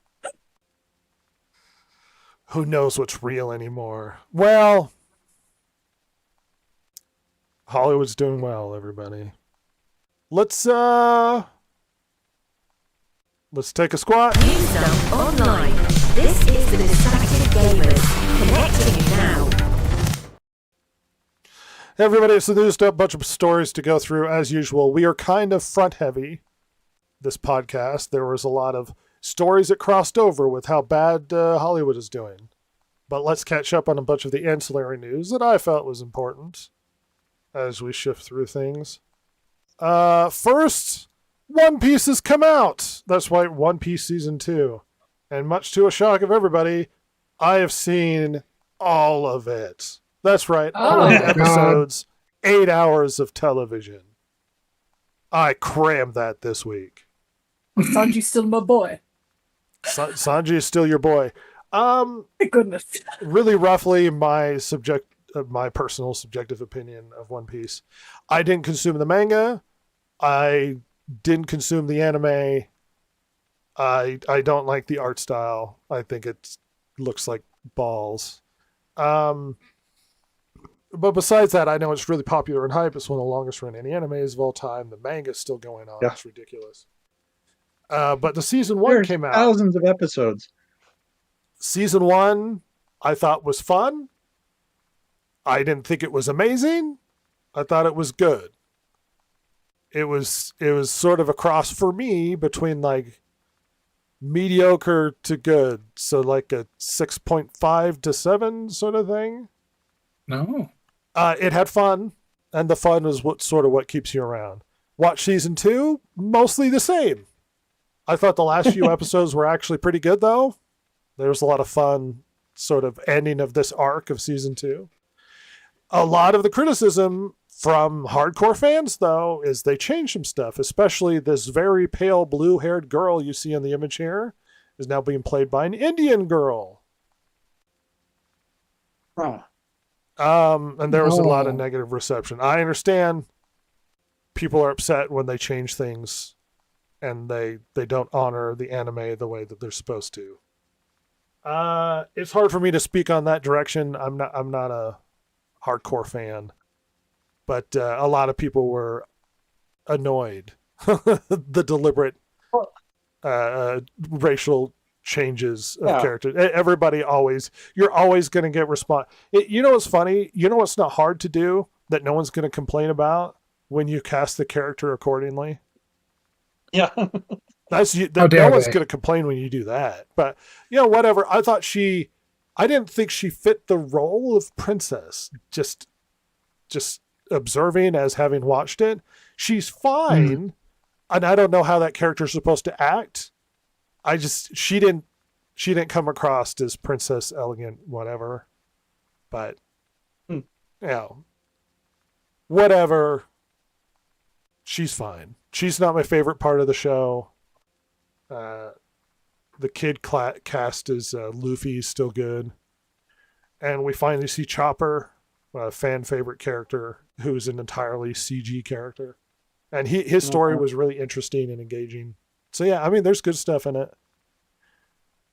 And controversy. Let's shift on, however, because I'm the only one that's seen Oh my gosh, he's adorable. Yeah, Chopper. Chopper. Yeah, everybody's gonna melt over this character. It's like the new Baby Yoda. And he's got like a tragic story and everything, so you feel bad for him. Shifting on, Millie Alcock has had some interesting things to say about the upcoming Supergirl movie. Let's say, in a recent interview promoting the film, Alcock said she hopes young girls leave Supergirl, knowing that it's acceptable to be a bit bad and messy. Ugh. I don't think that's acceptable for most people, let alone superheroes. Yeah.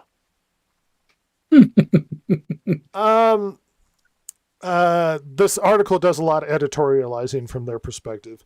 I thought it might be valid to bring up the idea that I have the impression that a lot of people don't know how to write female superheroes.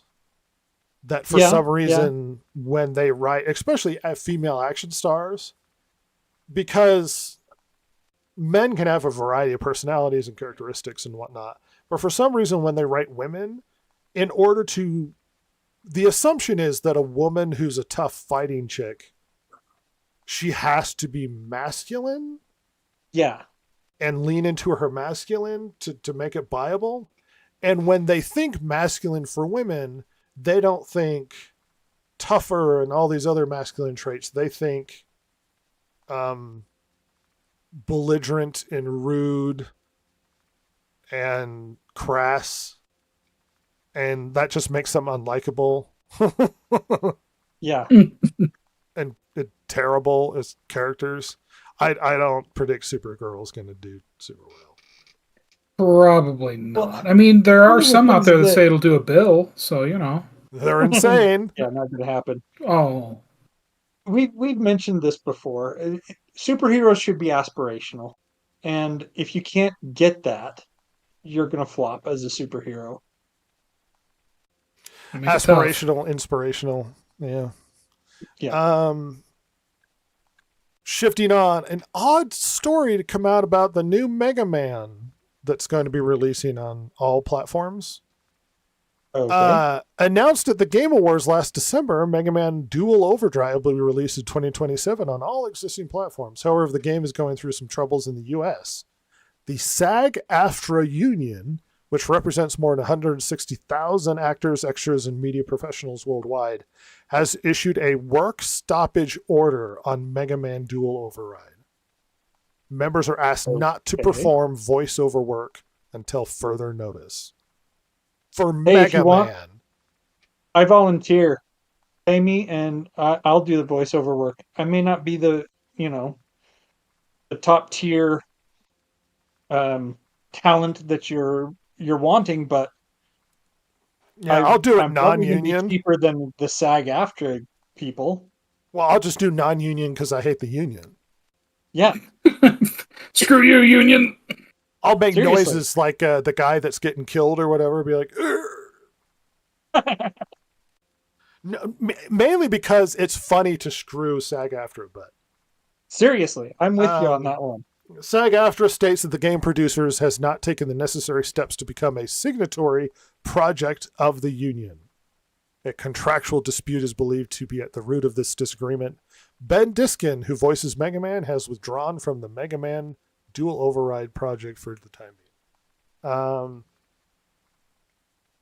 Weird that there's a big union fight over Mega Man, but crazier things have happened.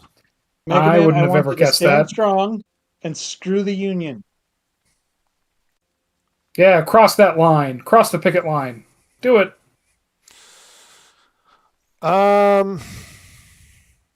It looks like by this year that YouTube is now going to has passed cable. There were other numbers I had, but basically it's now the dominant viewing platform. Yeah. Jeez. Yeah. Not the numbers I thought I had, but the message still remains. Apparently, Silver, pay attention. I know you care about the Royals. Netflix is no longer partnering with Meghan Markle and her brand. Okay. Meghan Markle's another piece of garbage human being. How dare you, the elegant Duchess. Someone's sounding a little racist around here. How dare yous? I'd hate her no matter what her race was, so Here's a fun she's story. a garbage human being. Sony is reportedly testing dynamic pricing on the PlayStation Store. You might ask yourself, what does that mean? Well, our system detected unusual offer structures containing experimental identifiers in the PlayStation API responses. These experimental prices are shown only to certain segments of users selected by Sony. Games thought to be a part of the test include God of War, Spider-Man, yada, yada, yada. In practice, what does this mean? Apparently, they monitor your buying habits, and they are changing prices according to the individual user. So if you buy a lot of games, they think you have a lot of money to throw around. But if you don't buy many games, maybe they offer you more discounts to encourage you to purchase. Oh, God. Thereby catering how much they charge you according to who it is. That's yucky. Yep. Is that even legal in most places? I don't know. Isn't that weird discrimination of some kind? I don't know. That's gotta be a weird thing. Pretty sure that there have been. What if it figures out over that you're this stuff? black or something, and it's like, yeah, he's gonna buy NBA. We're gonna charge $90 or whatever. Quick, charge him more. Which is your Yeah. joke, and I'm stealing it, Ross, from earlier today. We know you're gonna buy it anyway. Listen here. just add $10 onto the recent NBA game. God. This guy seems a little queer. We're gonna add a little bit more money on that stupid story-driven game about the lesbians. I can't remember what it's called. 1348. Sure, yeah. Sure. Apparently that that big Lesser game just failed completely. Yeah. Surprise, The surprise. medieval one. Yeah, where the kind of butch looks a little bit like Joan of Arc is in love with this lady and she goes to save her, like saving the princess thing. Nobody was interested. Shocking. Truly. Well, Just if jump you're into in. that sort of thing, you better be supporting it. Because I ain't. Yeah. Yeah, my money Not will getting not go my to money. that. Announced a year ago to much excitement and fanfare, Buffy, the new Sunnydale show, is now going to be canceled. What? Didn't they Yeah. just say it was greenlit? As of today, Oh. Hulu has decided to scrap Buffy the Vampire Slayer New Sunnydale. Its planned continuation series would have once again featured Sarah Michelle Gellar as the show's original Slayer. Gellar shares news of the shock decision directly with fans via a brief statement on her Instagram without explaining Hulu's decision further. Instead, Gellar simply thanked Oscar-winning director Chloe Zhao for her work pitching the series, which now will no longer come to be. I This was is a today thing. I'm not really a Buffy guy. I was too young when it came out, right? However, just purely from an academic perspective, Uh-huh. I was kind of interested to see it come out and see how it would do without what's his name? The guy that actually did it originally. Joss Whedon. Yeah, without Joss Whedon. Because I'm not the biggest fan of the guy. However, it is undeniable the things that are his, and I don't think they can be without him. You know what I mean? Well, interestingly enough, I don't know if you've been following what's going on in the Firefly area. I've heard. So there have been little videos of what's his name, the captain, Nathan Fillion. David Nathan Fillion. Fillion, He's showing yeah. up at the different actors in Firefly's house, and he's like, "It's time," and they're like, "It's time," and he's like, "Yes, it's time." And then he shows up at another actor's house, and he's like, "It's time," and they're like, "Oh, it's time." And it's like, oh, well, there's a lot of alluding that something's going on or something's going to happen. So we think, well, maybe it's going to be a new series. That would blow everybody's mind. A new series continuation. They're older now, or whatever it happens to be. And then a confusing thing happens because this is a Joss Whedon show, Right. and a lot of people are saying, well, it's not really Firefly if Joss Whedon's not a part of it. Apparently, Alan Tudyk's a part of it.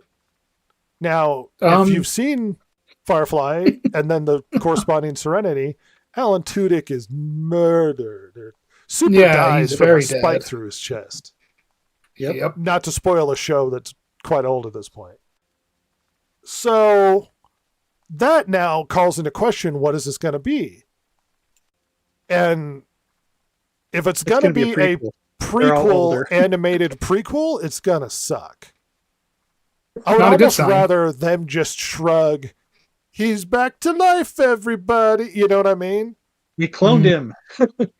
Just roll their eyes and just whatever, he's back. Because he had a really good death and it worked for the show. Yeah. So if he's coming back, it's either got to be a prequel or a nonsensical him returning and should be dead. But then again, if it's a prequel, do I care at that point? I don't want to see an animated something prequel. Who cares? Yeah. I'm not interested in Firefly coming back if that's what it's going to be. That's a really bad idea. Yeah. I mean, unless they're using him as like a flashback thing or maybe like a dream. But then that's like- sparingly, and it's like, do we really need to announce he's coming back? Why don't you have it as like a exciting A surprise. Yeah. Mhm. Yeah. That would make more sense to me. But that's really weird, dude. Yeah. Silver, have you seen Serenity? No. Well, you and your dad should watch it. He says he's seen everything. He has not. You should watch some Firefly and then Serenity. Serenity. Yeah. Very, yeah. I have it Very on good. DVD. I will let you borrow it. Okay. Your dad will like it because he likes everything, but it's actually good. Very. Here's a story for me and Ross because both of us will get it because it's funny. Oh Okay, I'll just leave then. So no, you stay right there. the cast of the upcoming Street Fighter movie is stacked with familiar faces, among them being WWE superstars Cody Rhodes and Roman Reigns as Guile and Akuma, respectively. Really? Sure. Wow. But it sounds like we won't be seeing them share the screen at the same time very much if the former story from the set is going by. Rose recently appeared on podcaster Chris Van Vliet's show when is asked by the host if he shares scenes with Reigns. We had one day on set, and the way the set was, he could probably reiterate this. I think they thought we were going to fight or have issues for real because they thought we were very cognizant on the radios of us saying stepping out with Guile and Akuma will be coming on. Like they were warning that they were going to be on set together. And apparently they were paranoid that something was going to happen between them. Like there was actual beef.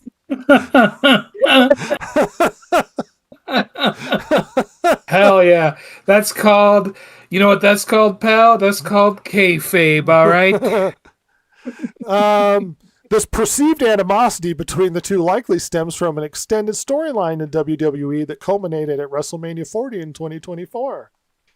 During the event, Cody Rhodes, and anyway, they had a fight for the championships. It's a crazy relationship. I have nothing but admiration for what he's done and accomplished, but I don't know what it is. I don't even like talk blah, blah, blah. Here's the problem with wrestling. So wrestling, Capcur says they should make him a computer AI. Yeah. That would be Wrestling interesting. has a thing, the computer AI on the ship. Right. Yeah, maybe. How weird would that be if your ex-dead husband is talking to you as the AI of the ship and being belligerent? Oh gosh. Wrestling has a Hitting on ya? concept. So wrestling is fake, but and by fake is not that they don't do physical stuff and take bumps or injuries. Right. As wrestling is fake is it's like a story. The best way I like to describe it is it's like a play. They put out stories. It's like male opera where two masculine Soap operas, guys but for men.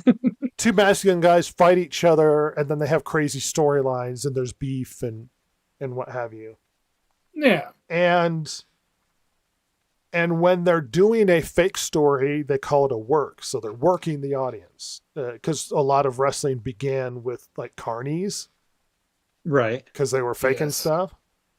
Mhm. And oftentimes you have storylines, you have works that they keep going, and fabrications, they keep going for years and years. And it's hard to tell what's real or not real because they don't like to tell you. Like there was years where they wouldn't ride in the same cars if they were considered a bad guy and a good guy. Bad guys yeah. ride with Right. bad guys and good guys ride with good guys. And you can't see them being friends because that Mhm. eliminates the illusion. Right. And it's weird for them to buy that Cody Rhodes and Roman Reigns actually hate each other on the movies. Like they're radioing ahead of time. Oh, they're going to show up together. We go. It's like, oh, come on. I wouldn't be shocked if Cody Rhodes and Roman Reigns liked each other because as much as Roman Reigns is a bad guy in wrestling, he's actually a really nice guy behind the scenes. Yeah, he's a good person. Yeah, real friendly dude. So I find it hilarious that the people making the movie were worried about them being together too much because there was beef, apparently. That's hilarious. I love this story. Listen, I love some good kayfabe. It's great. Believe it. Believe Yes, it? they do hate each other. They do. Story really quickly, only because I actually watch Oshinoko. But apparently, for localization for the anime, they've inserted a bunch of stuff about cancel culture that just doesn't exist in Oshinoko. And it has a lot to do with the American localizers that somehow they're interpreting stuff as putting it in about cancel culture, and it's just not there. And this reiterates the problem that Americans tend to insert their politics when they do translations, and that's dishonoring the original source material and dishonoring the message and the stories of the original artist. And it's crap. It's just utter garbage. So it's disappointing to happen to Oshinoko. Oshinoko is kind of a interesting dark story about obsession with Japanese entertainment. Like there's murder and stuff of like, you know, pop stars, and it goes dark places. No. There's like a serial killer. Oh my lord.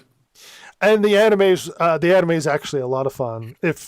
I don't think it's a general audience thing, but if you're curious about it, it does exist on Hulu. So if you want to go down the weird Oshinoko route, me and my mother watched the first 2 seasons and we really liked it. And so we're waiting until translations start to show up on Crunchyroll, and we're going to finish season 3. Okay. But it's always disappointing when you hear American localizers just inserting their politics and agenda into things. So typical. Seriously, what is it with these people? Do they not understand their job? No. Their job is to translate. Politics before everything, Jason, you know. Change. To end the day, Hoppers had a worse debut than Snow White. Oh, Oh my god. that's brutal. Yeah, that. Holy cow. Snow White bombed. And this. Oh. My gosh. God, it even had viral, like virality. Anyway, had viral moments because of the lizard in the movie, and still didn't matter. Ouch. I Yeah. was hearing a lot of buzz about hoppers, and I took it with a grain of salt because everything coming out from Hollywood right now is garbage for the most part. But yeah, they were touting it as the next big thing from Disney, and it was just it's a masterpiece. I'm like, okay, if you say so. Regardless, there's actually a bunch of context in this article, but I'm not going to go into it. Just yeah, Hoppers perform poorly. Pixar has been in a state for the last while. They Yeah, had they're having a hard almost time. nothing could fail, and now they're in Yep. the state of nothing can succeed. Please, God, let us have a win. Cap Chris says the trailer for this one was vomit inducing. I did like the lizard meme. Yeah, I mean the jokes are fine. The problem with Hopper is it clearly was like some revolutionary fighting for the animals, humans bad, and then it's like okay, well then just you. Yeah. Mhm. No, thank you. Oh, that's the lizard meme. Yes, it's literally from this. I know. I had Yeah, no see, that's idea. right, and I think that's most people, frankly, is they have no clue it's from that. No. But I appreciate those who have joined us for this once again special needs podcast, special podcast. What? Huh? It's been a lot of fun to Rewind. go through. Silver, why don't you reflect on things? How you doing there, Bucko? My brain no work. Inspire don't the know. children. Keep them off of Oh. the drugs. Drug bad. I can give you a new disturbing fun fact. No. Oh, What is this going to be? Oh. Another we develop anus first sort of thing? Oh yeah, Which you love talking about.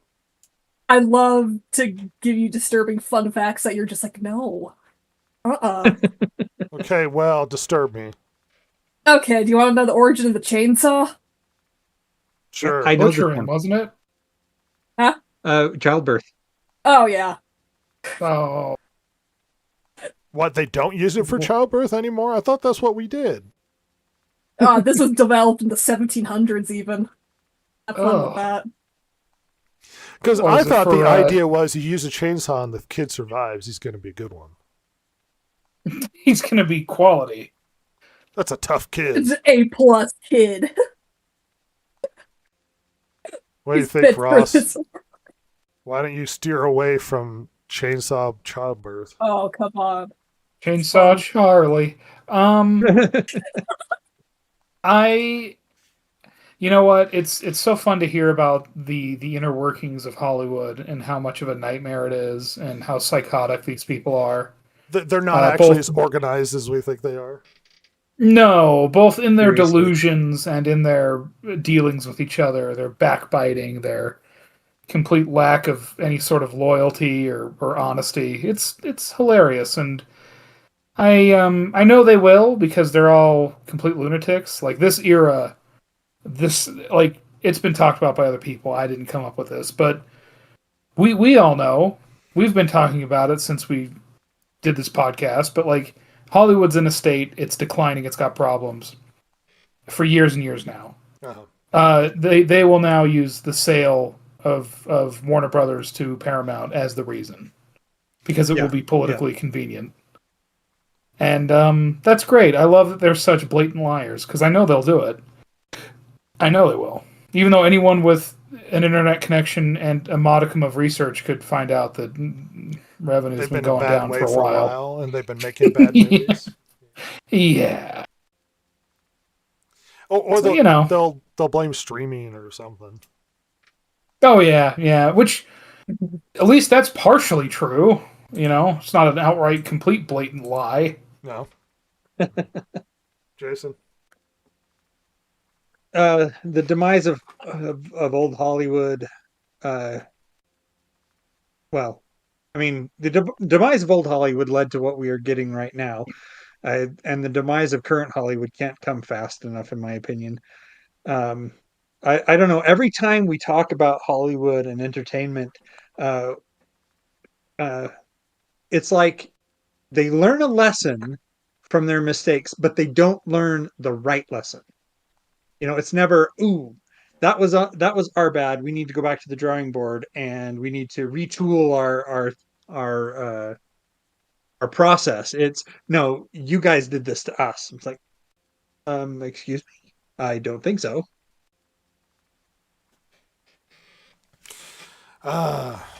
Looking forward to the bangers next year. Exactly.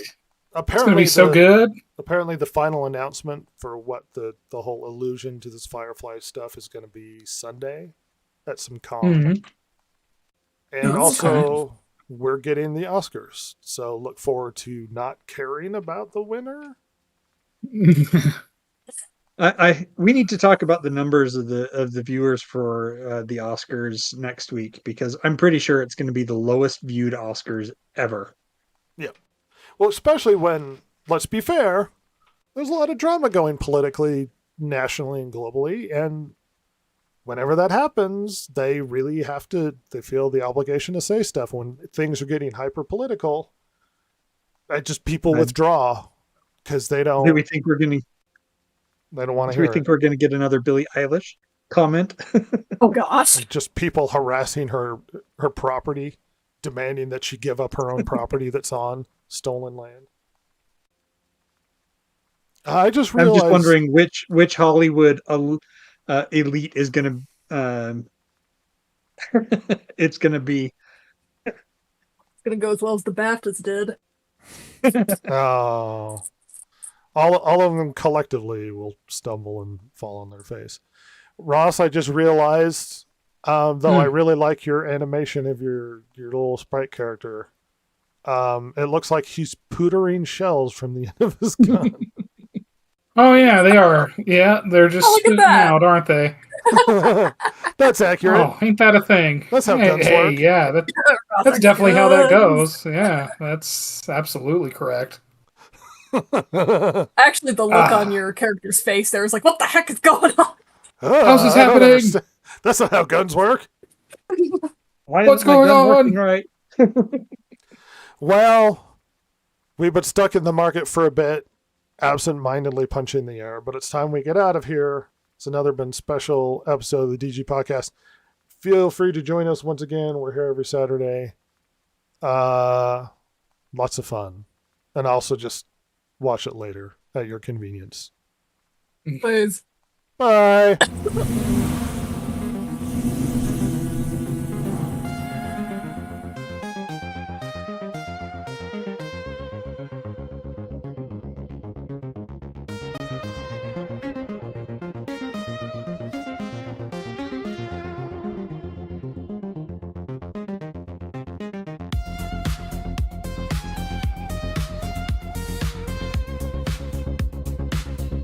If you like the show, follow Rhett, Jason, Ross, and Silver, the world's most lethally stupid internet personalities, on Twitter at DG Podcast or on Instagram at Distracted Gamers. If you liked or hated what you heard here today, you can email them at thedistractedgamers@gmail.com and share your feelings. Not that Jason would care, since he hasn't any, of course.